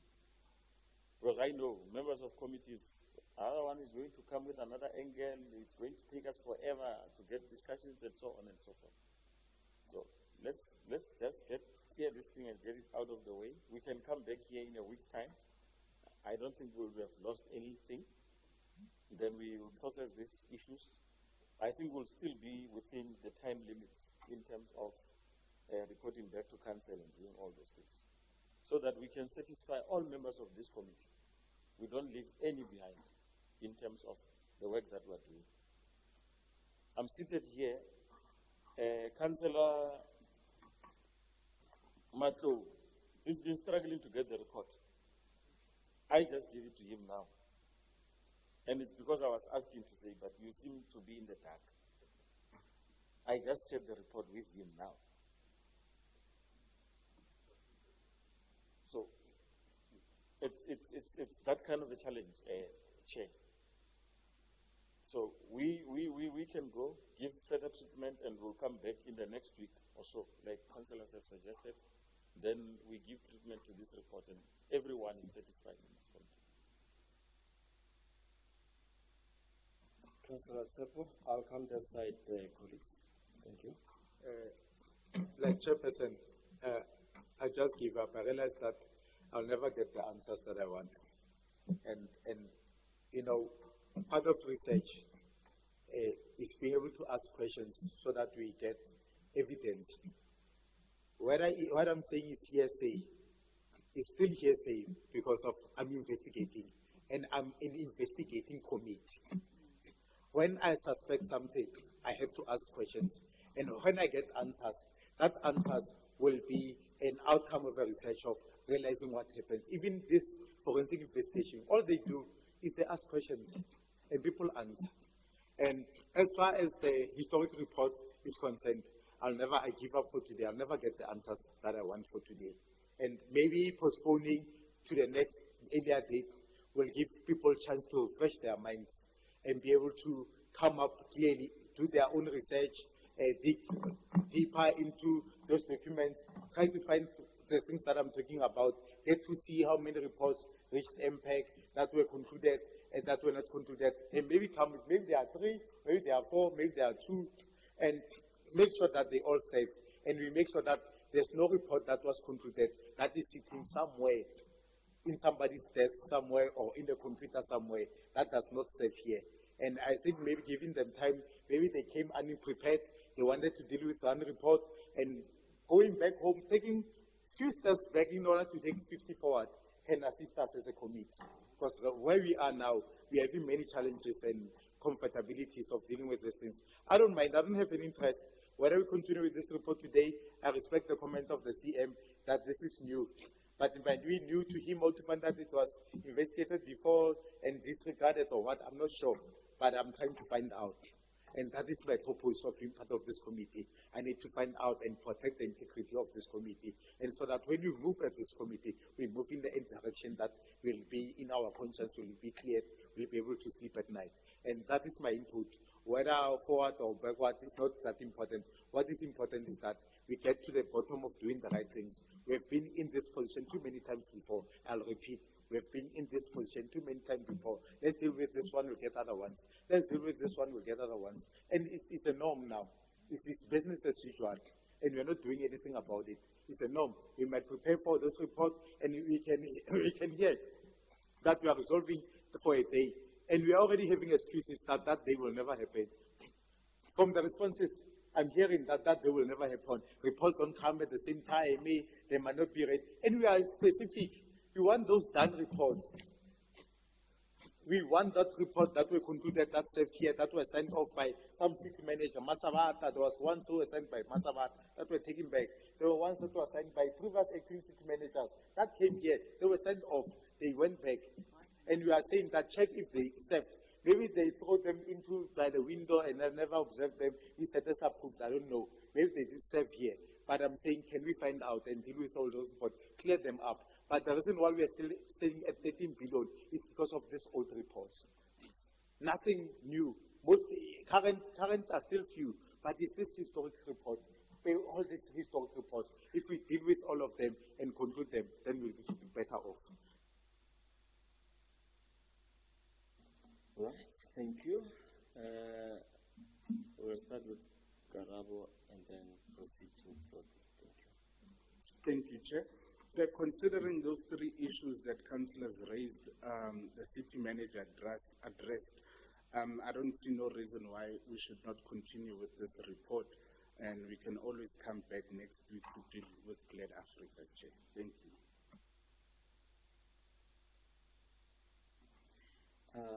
Councillor Rodney. Thank you, Chair. I don't want to repeat what my colleagues said. In fact, the logical sense of what the councillor there indicated in terms of bringing all the reports that have been completed investigations, we don't have an issue with it.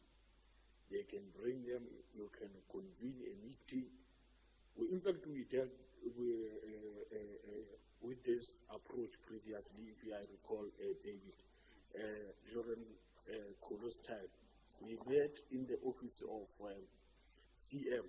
We dealt with all UIWF reports that were investigated and concluded. We can use the same approach. We don't have any problem. It makes sense. And the colleagues agreed. But then we are having a report in front of us here today. Instead of referring it back, creating another work, let's just conclude it and finish, and then we leave. We take time to prepare for this report, Chairperson. And with the exception of Councillor Malco that he has technical issues, then it's fine. But let's then conclude. If colleagues feel that they have any fundamental issues want to raise containing in the report, then they are free to do so. But rather than say no, let's then take the report back and it will come with other reports. Then we are not solving any issue. It's just here. Let's deal with it. Then we leave. Those proposals, we don't differ. They can bring them as a pack. We'll deal with them. We dealt with this approach before, like I indicate. So let's move forward, Chairperson. Thank you. All right, Councillor Tsila. Well, at some point, colleagues,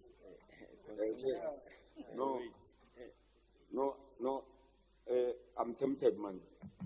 My colleague on the other side just said he was well prepared, man. He got the report. Now I just got the report now. I don't know when you got the report. I just got the report now. Now. That's why, you see, my argument is that we're not being treated fairly, in fact. When you say we are well prepared, I thought all of us should just got the report at around 10. I got the report now. I don't know how did it. I got it from Councillor Teb. I'm telling you now. I don't have it. Here's my laptop. I don't have it on my personal WhatsApp or on our WhatsApp group. I didn't receive it. Or on my email. No, there's no report here.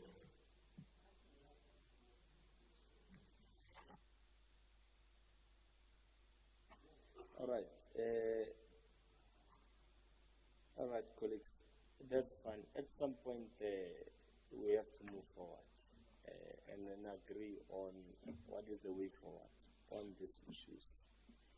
So, I think what I would then allow is that the committee members should take a 5 minutes break, and at 13:30, let's come back with some way forward, because I can't.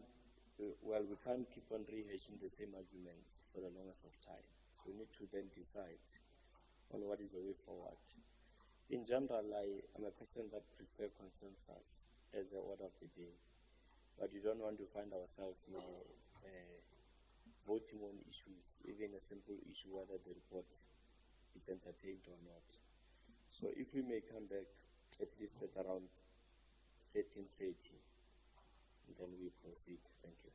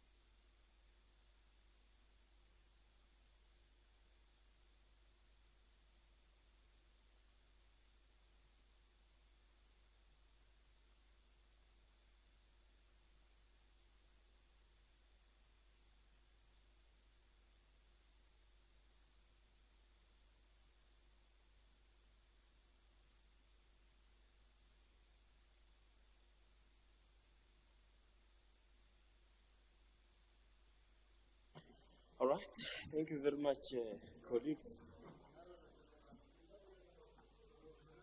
Let's please settle.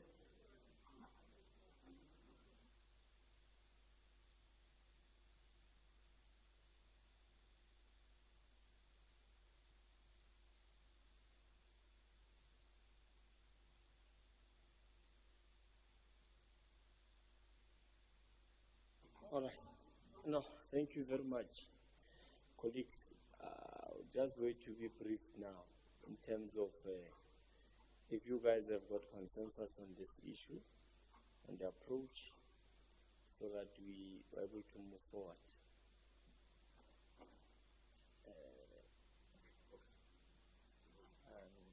Thank you, Mr. Chair. It's a joint statement. After a long discussion, which has been going on for quite a while, we've all agreed that we will only adopt this report if there are other reports that we have at the same meeting. We've asked for reports. We're going to do a list of reports that have surfaced and disappeared again. We would like to postpone this report until we have a meeting where we can do more than 1.5 billion of UIFW. Thank you. Move to next week, hopefully Wednesday. But that will be up to you, Mr. Chair. Thank you. Thank you. The proposal is for next week, Wednesday, in about a couple of days, less than 7 days, or the other week.